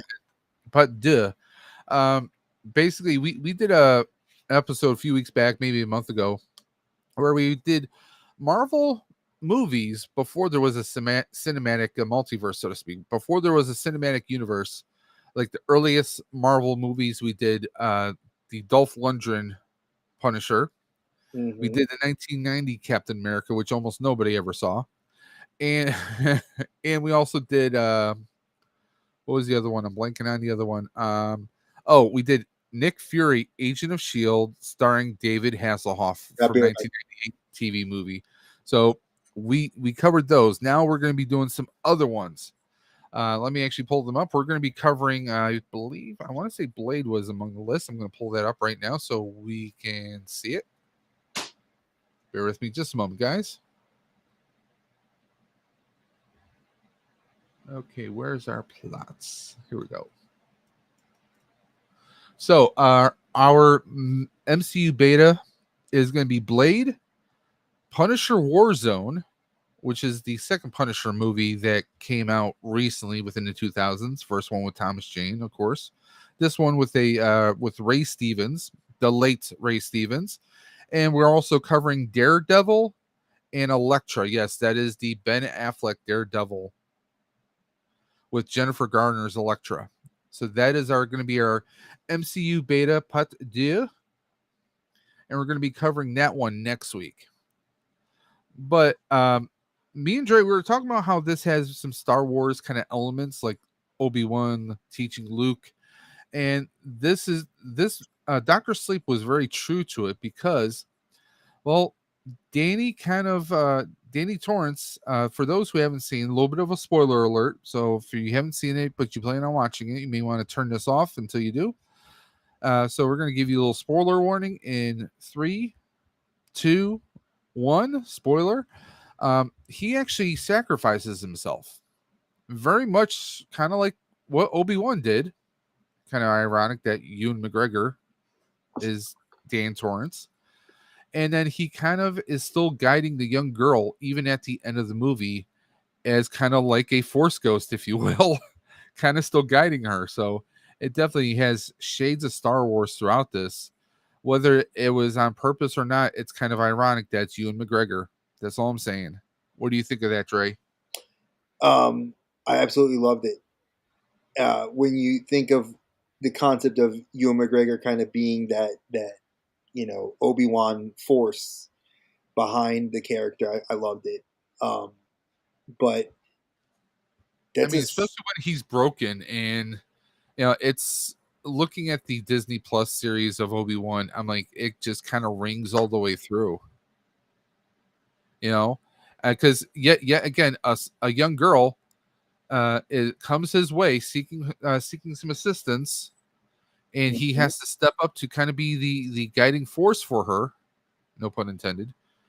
And it brings him, and through that process, he's kind of facing his demons, no pun intended, of his life and what has happened to his life and what's caused him to kind of shy away from the shining and everything else. It kind of pulls him back into that calling that he knew he had to take on to begin with. At least that's what I took away from it. so. Here's another thing I want to bring up for you guys that when you guys are asking us again, like because Dave and I fielded several suggestions, and we love it. I absolutely do. One of the reasons we love doing this channel. If you guys want to see more of us link the multiverse theory, one, I absolutely love. I'm a conspiracy theorist to my core. As a historian, it's what I love doing. You guys have no idea. I know Dave didn't realize that.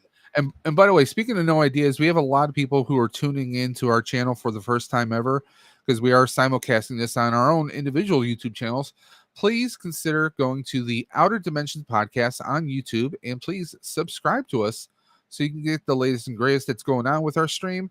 And also, don't forget to check us out on Spotify or wherever you get your podcasts from, guys, because we're on multiple formats right now.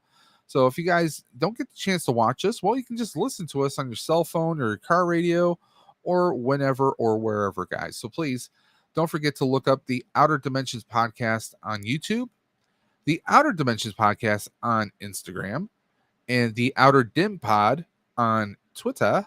Yes. And like I said, we're on Spotify and other podcast formats. So guys, please check So us out and follow us. I want to. I would like to say that we will do something. Dave and I are. I hope Dave, we'll I do haven't told Dave this, but because I just hit a milestone on my personal channel.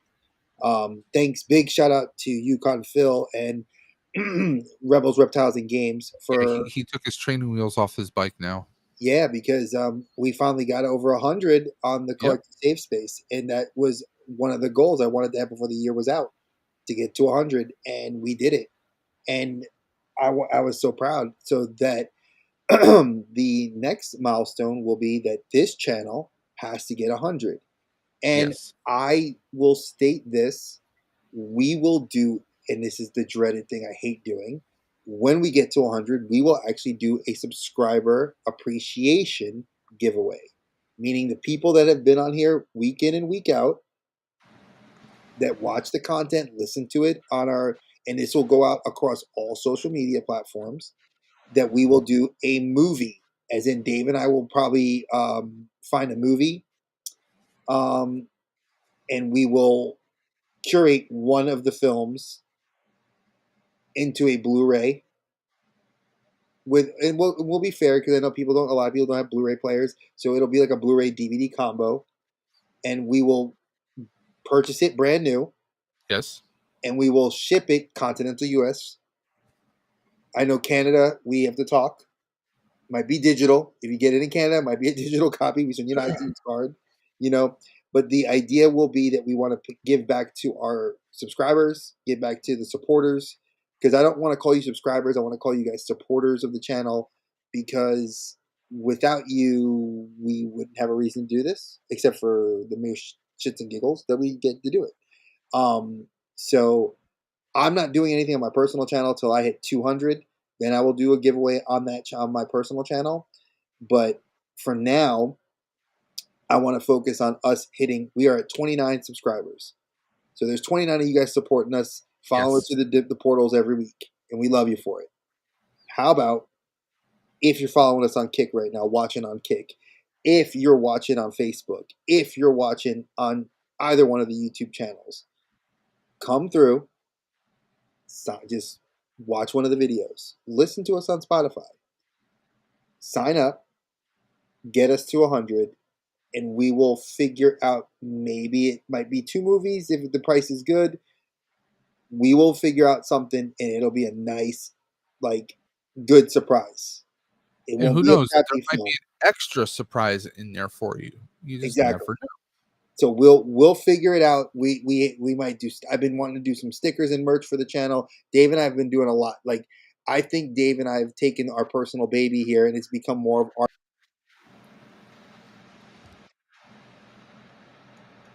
I know, it's like I say that, and it's like, I get kicked out. I think that for us to have individual channels, they don't take the back seat, but they definitely ride shotgun to this channel. This channel is like our pet project, but we have so much fun doing it that I want to give back. So if you guys can see, that's 100 supporters is not that far off from No. 29. So 71. it's 71 people, which we can make that happen. Get us to 100, and we will do a special episode live like this, dedicated to you guys. Dre will shave his beard and his eyebrows. Oh, I will not shave my eyebrows. Hell He's no. going completely dolphin smooth for you guys. Come I on. will shave my mustache, not my goat. My goat will always stay. But yeah, I wanted to just say thank you guys to that. I know that this is where I put a lot more focus on the content because I feel like this is a lot more of a fun passion project for me and Dave. And if you guys want to see other stuff, like we have been suggested on Twitter, and I'm going to mention this to Dave here live. We have been suggested to do TV shows, like TV movies, things that never really made it off of television. Like, what would we talk about? Like when we mentioned the Hulk, like, oh, can we talk about those films? Dave and I've talked about it. We've never really. Does Manscaped count?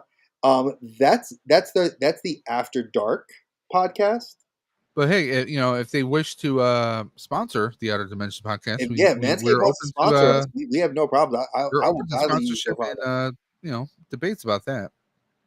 So there is, like I said, there has been some talk um, for us to do other things. People have asked us to do TV shows like that have been finished, like sci-fi action shows. Like those things are fun, but we only do this once a week, Yes. and we will take those suggestions. So if you guys are really, and I'm going to be very blunt, if you are 100%, like if we got like 50 people to say, I want to see you guys talk about for all 4 seasons of Knight Rider, Well, I will throw we'll this do it. out there as a potential suggestion that would still keep it within our original format.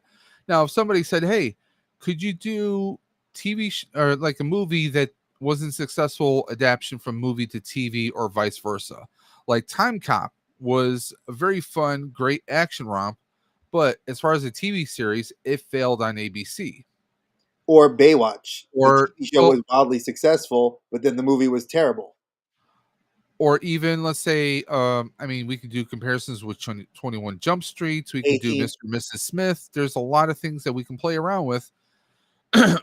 Movies that didn't translate over to TV.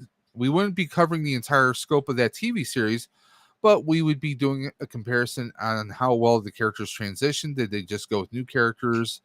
And Knight Rider the movie can count because there was a Knight Rider television movie, but I don't know if that would be something we would go too deep into because it was only like, Knight Rider 2000 is the movie I believe you're referring to. yes. So Knight Rider 2000, I mean, we could discuss that. I mean, there's a lot of different things. There was actually several Knight Rider TV movies. Yeah, there's like, but those are episodes that were combined into one. No, there's three. We have Knight Rider 2000. Which I saw. We have Knight Rider 2010, which actually has nothing to do with the original series, but it was a person's essence who was put into a car. Yes, I remember. And there was also the 2008, I think it was 2008, Knight Rider, which was actually it was a complete reboot, but it had a loose relationship with the original series, starring Justin Brenner, and had the voice of Val Kilmer as the new Kit. Oh no, it wasn't a loose trend. It was a direct. Well, it kind of was. You had Hasselhoff appear at the end. There was no Devin Miles. No, There was Hasselhoff. Okay, so Hasselhoff was in the first episode. The kid was his son. He was at the end of the TV movie. He made like a quick 2 or 3 minute appearance, and that was it. Wait, in 2008, there was a TV series on NBC. It was a full season.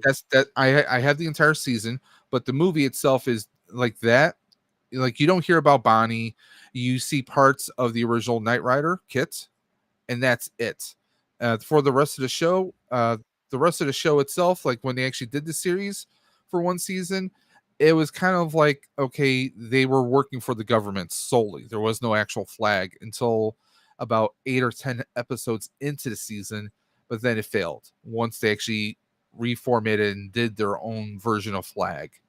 Like, it was a whole thing, and we can go to a conversation about that in the future at another point in time. Oh yeah, that's one that is on the docket. But for those of you guys that are interested in like telling us like, hey, we want to see you talk like these things, I'm going to say it's fair. Anything's fair game as long as it wasn't this year. Like before the strike, anything that was this year, we're not talking about it. If it was tied to a film from years previous, and this is the like Mission Impossible. If we were to talk about the Mission Impossible franchise, we would talk about this year's film because it was this year's film. but we are trying to stick to older stuff, and we always have a theme. So if you guys are interested in us doing another thematic style, television style one, I'm not opposed to it. But honestly, again, there are channels out there, Dave and I've said this, that specifically do deep dives into television shows, and we don't do that. Like I know Dave has been bombarded by many fans to do that on his personal channel, to do a final kind of tell all episode for the Quantum Leap season 1, the reboot that was recently, the reboot continuation.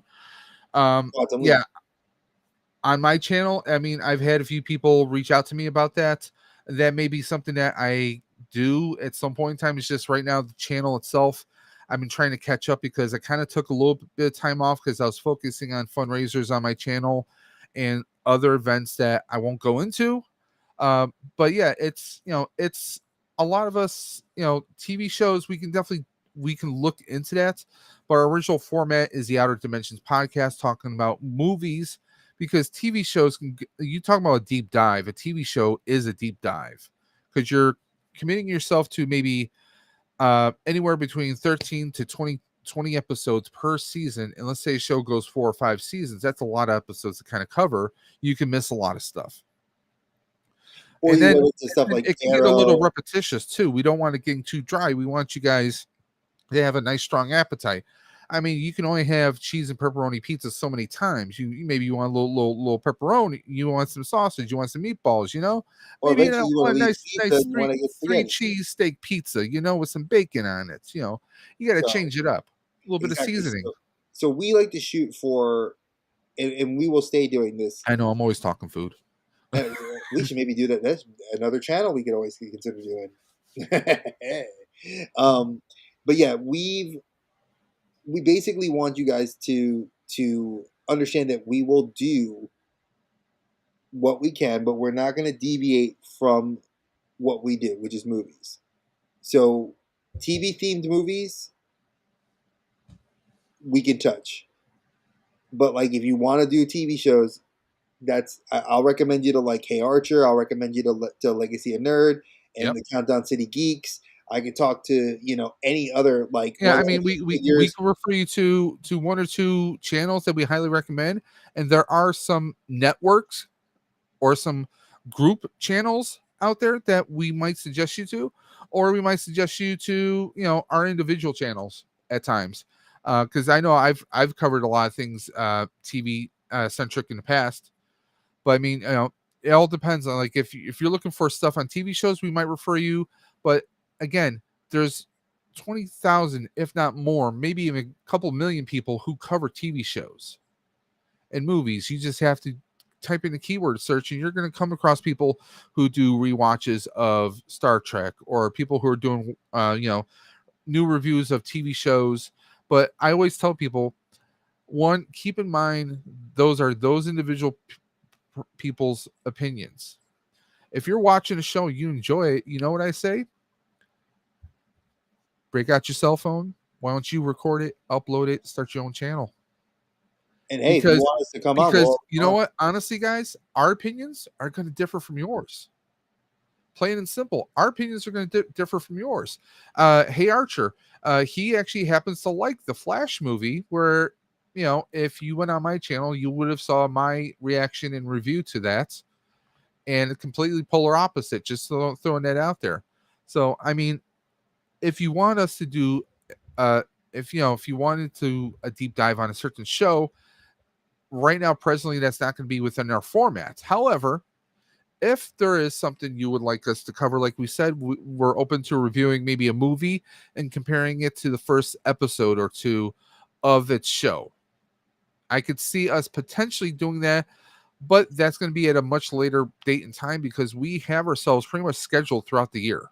yeah, I think we're up We're till up to Christmas. December, if I I'm think correct. I think we got up till Christmas, and then Okay. that was where I Yeah. think we stopped. So Now, respectfully, we're not a channel that only schedules, plans things out for the next 2 or 3 weeks. we have a structure, and we have everything planned out throughout the end of the year. Right now we're only in August, and we have everything planned out up until December, relatively speaking. There might be 1 or 2 weeks where we take off, either family emergencies where one of us isn't feeling well, or with the holidays, because we've got a lot of holidays coming up. You got I know uh October might be a little tight month for me. I'm just saying. Yeah, You that get might be for me. I got kids, so. you got Thanksgiving, you know. But what we So, might do is Dave and I did talk about this, so you guys don't lose out. We may record something and place it up to be set up, so you guys won't really miss out. do a live premiere, and we might, one of us might be remote and reacting to it on cell phone or mobile device, so we can still react with you guys and interact with you on those. And But actually listen and actually react. Like you guys won't just have like a bot reaction. Like we'll actually like, be in the thank you. chat with you, like discussing it. So that is something. And when we do those types of shows, like I call them canned. Like when we do a canned show like that, we can do a little bit different content that's outside of what we usually do. Sometimes canned ham can be pretty good, Yeah, canned ham ain't bad. You spice it the right way. I'm but telling you, food might be but a thing. but Watch trust people me, gonna guys, say that. we are still, whether it's a live show or pre-recorded, we will still be posting on. What we usually do is we wait for 5 episodes, and then we upload to Spotify and the other podcast formats. But we have a structured setup. We're not haphazard. There are a few channels out there that maybe kind of fly by the seat of their pants. We plan things out moving forward. But yeah, we have a lot of stuff coming through the pipeline. And if that's something you guys want us to do, we're definitely going to review it. We're not going to say, well, no, we don't do that thing. No, we're going to review it. We're going to see how we can approach it, because we don't just want to just throw it up willy nilly. We like to plan things out. Dre does the cheat sheets. He does all our research. We push out we try and promote it as much as we possibly can. And regardless, we're just two guys having a natural hangout and natural discussion on these movies. We're not fake personalities. We're not talking like this. Oh We're God, not I hate trying that. not trying to act a certain way.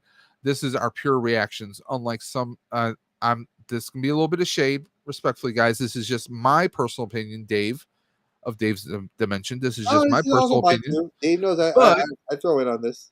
there are a lot of fake personalities out there in the YouTube verse.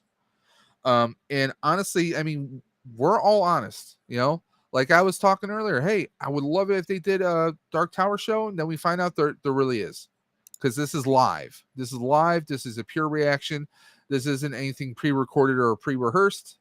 We're live. We're on a seat. Dre keeps dropping out every 5 or 10 minutes because of a connection issue. But don't worry, we're going to get that sorted out. But this is live. We're not trying to do any fake setup. We're not. And also, we don't push for guests here. It's just me and Dre reacting to you guys in the chat. So that's how it is, guys. Exactly. And at the end of the day, like there was one other suggestion I had, which was, would we do? And this was a friend of mine had reached out to me through my personal Facebook. He said, "Hey, would you guys do animated films? Like, would you guys do like a deep dive Heavy metal. into like?" He mentioned heavy metal. I'm just saying. He mentioned like Transformers, G.I. Dre. GI Drop. How about that? But no, I we mean, were.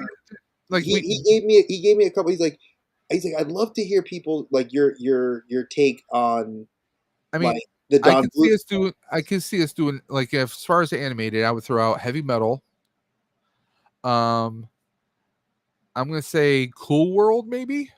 Cool World is definitely Roger Rabbit. You gotta throw Roger Rabbit. Yeah, If you throw I Cool mean, World, like you gotta throw like Roger those Rabbit. would be three good ones right there. I mean, if we're doing like 80s nostalgia, we could do GI Joe, we could do Transformers, and we could do like the first few. There was like a technically a 2-hour version of the pilot for Thundercats.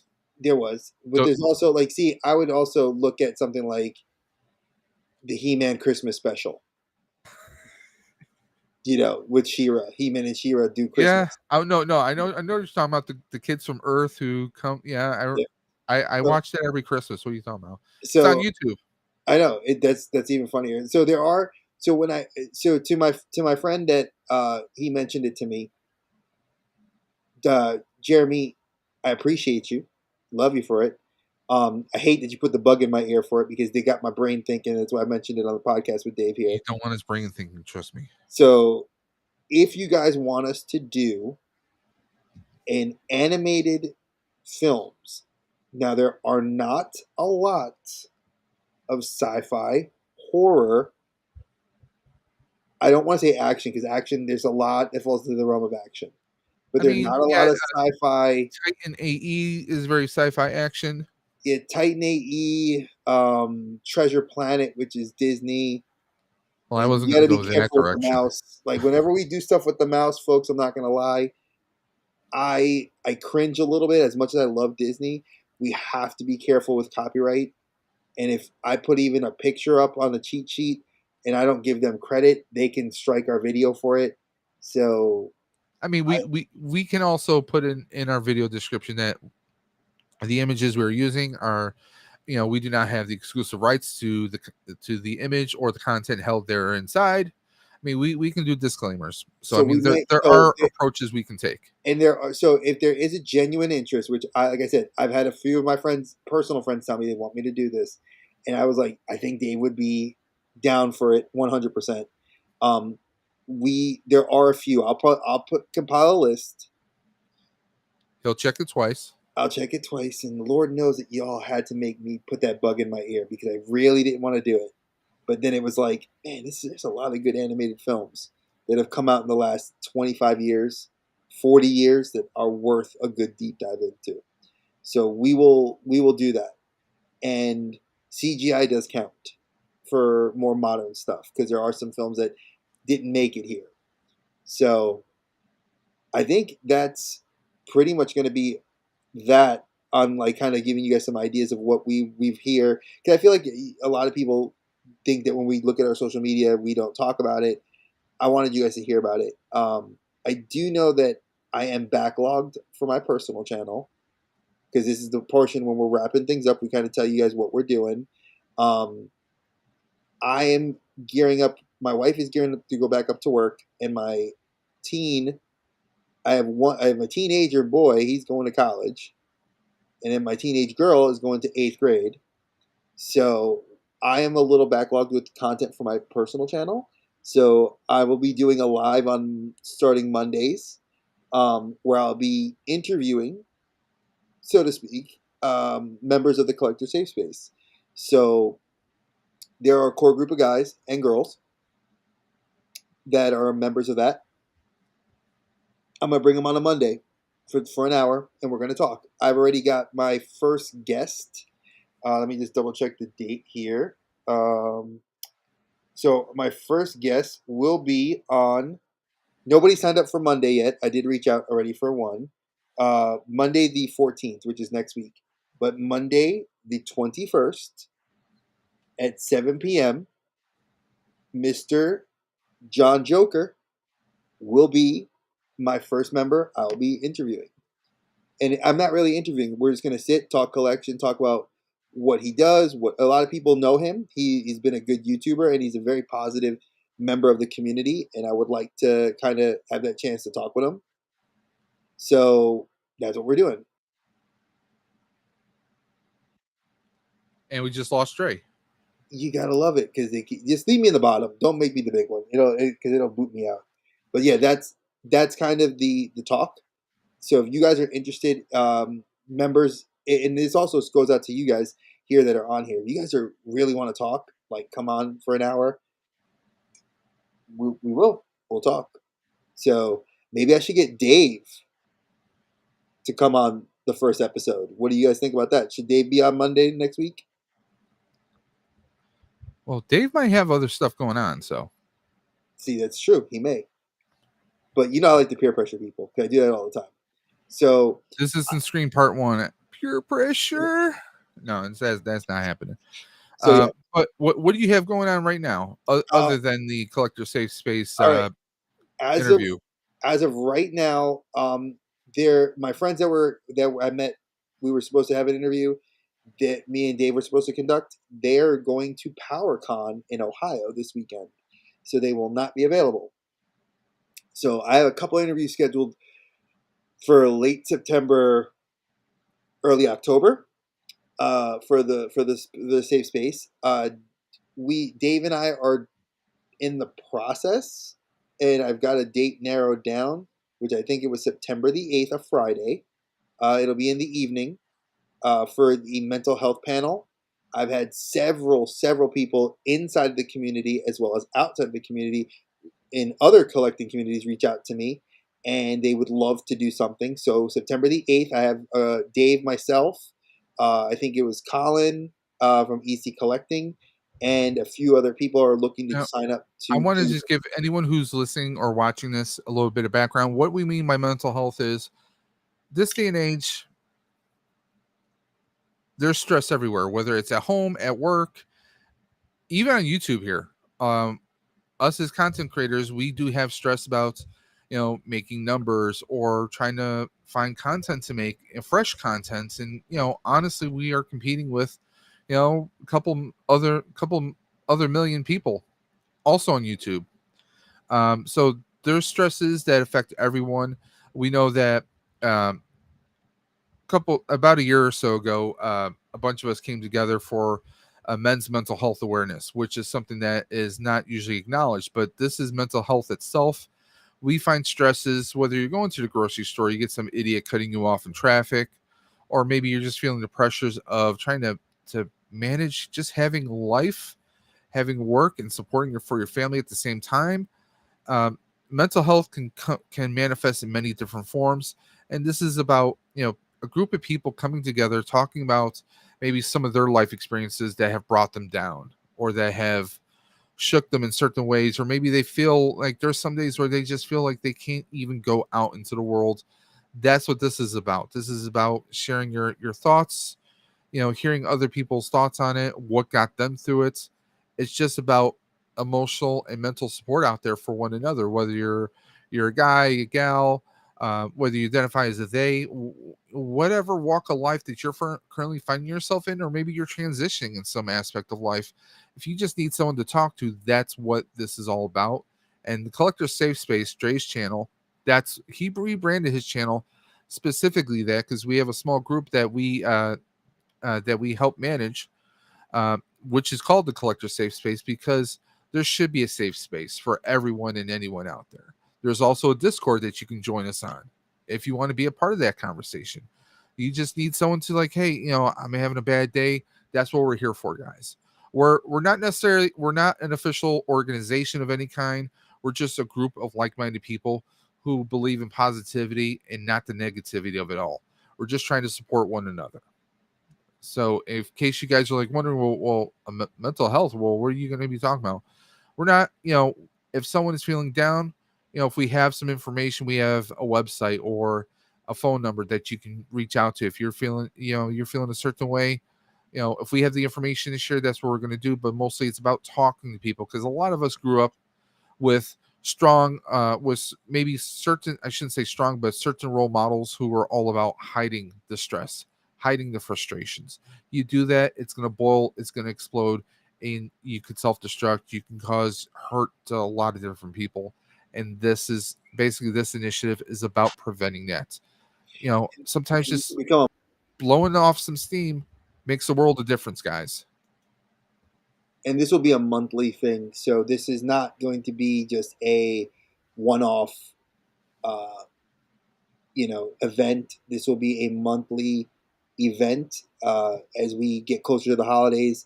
Uh, and I'm not going to shout Dave out in a negative way. He's my brother, literally as close to me as a brother.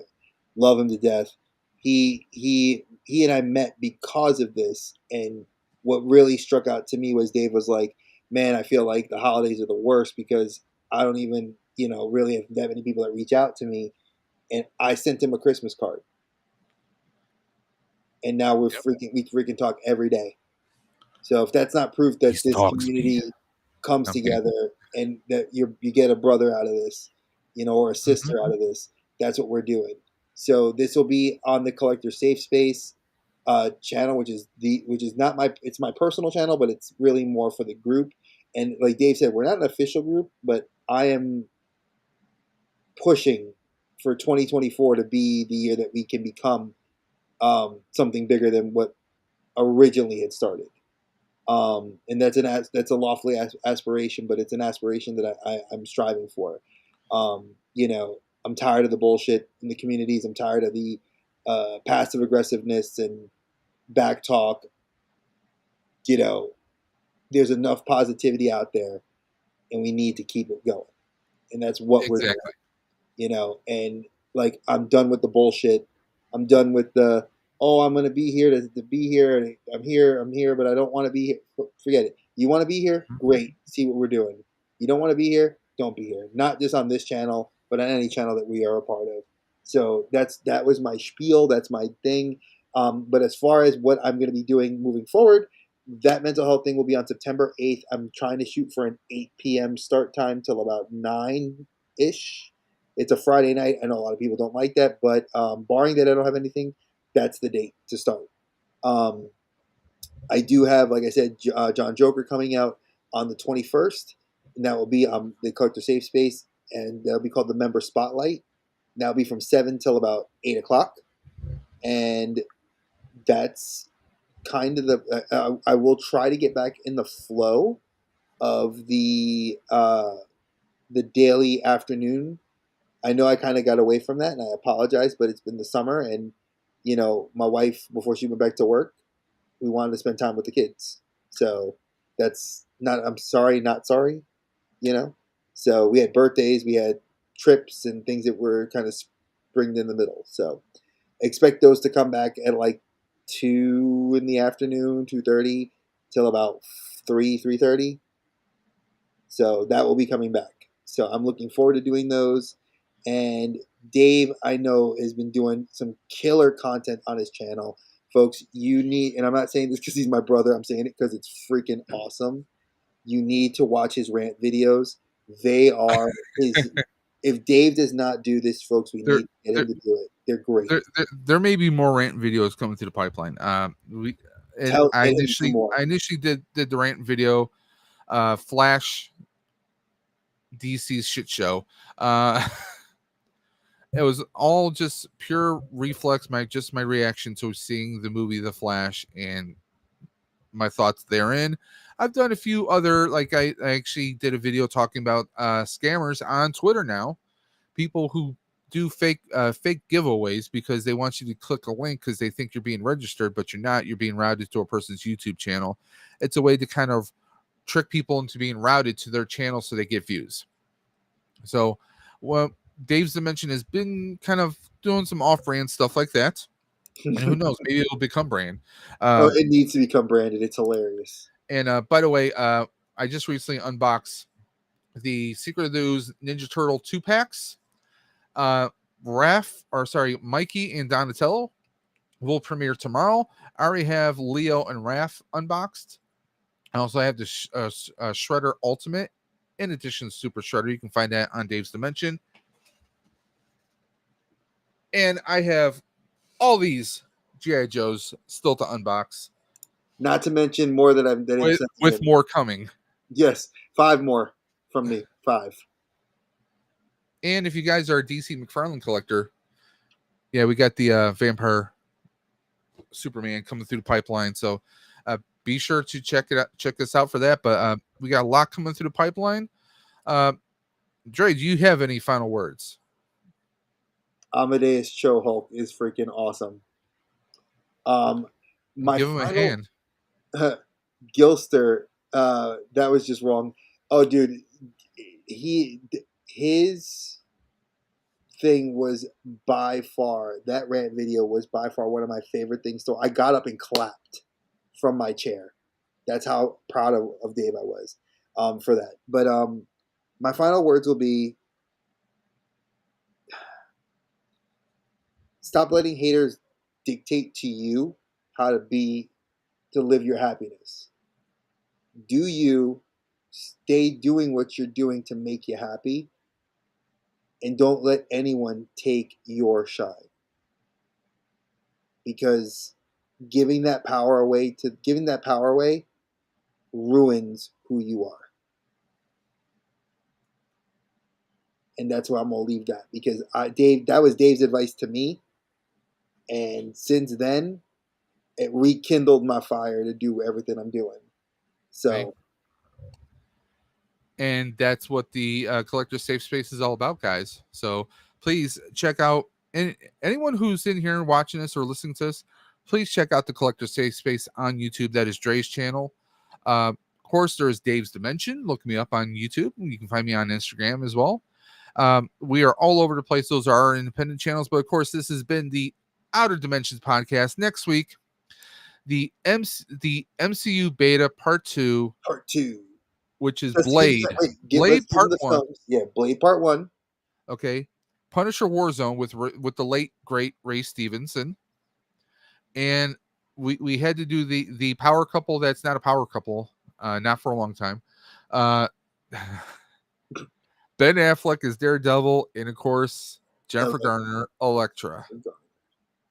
We're doing both movies.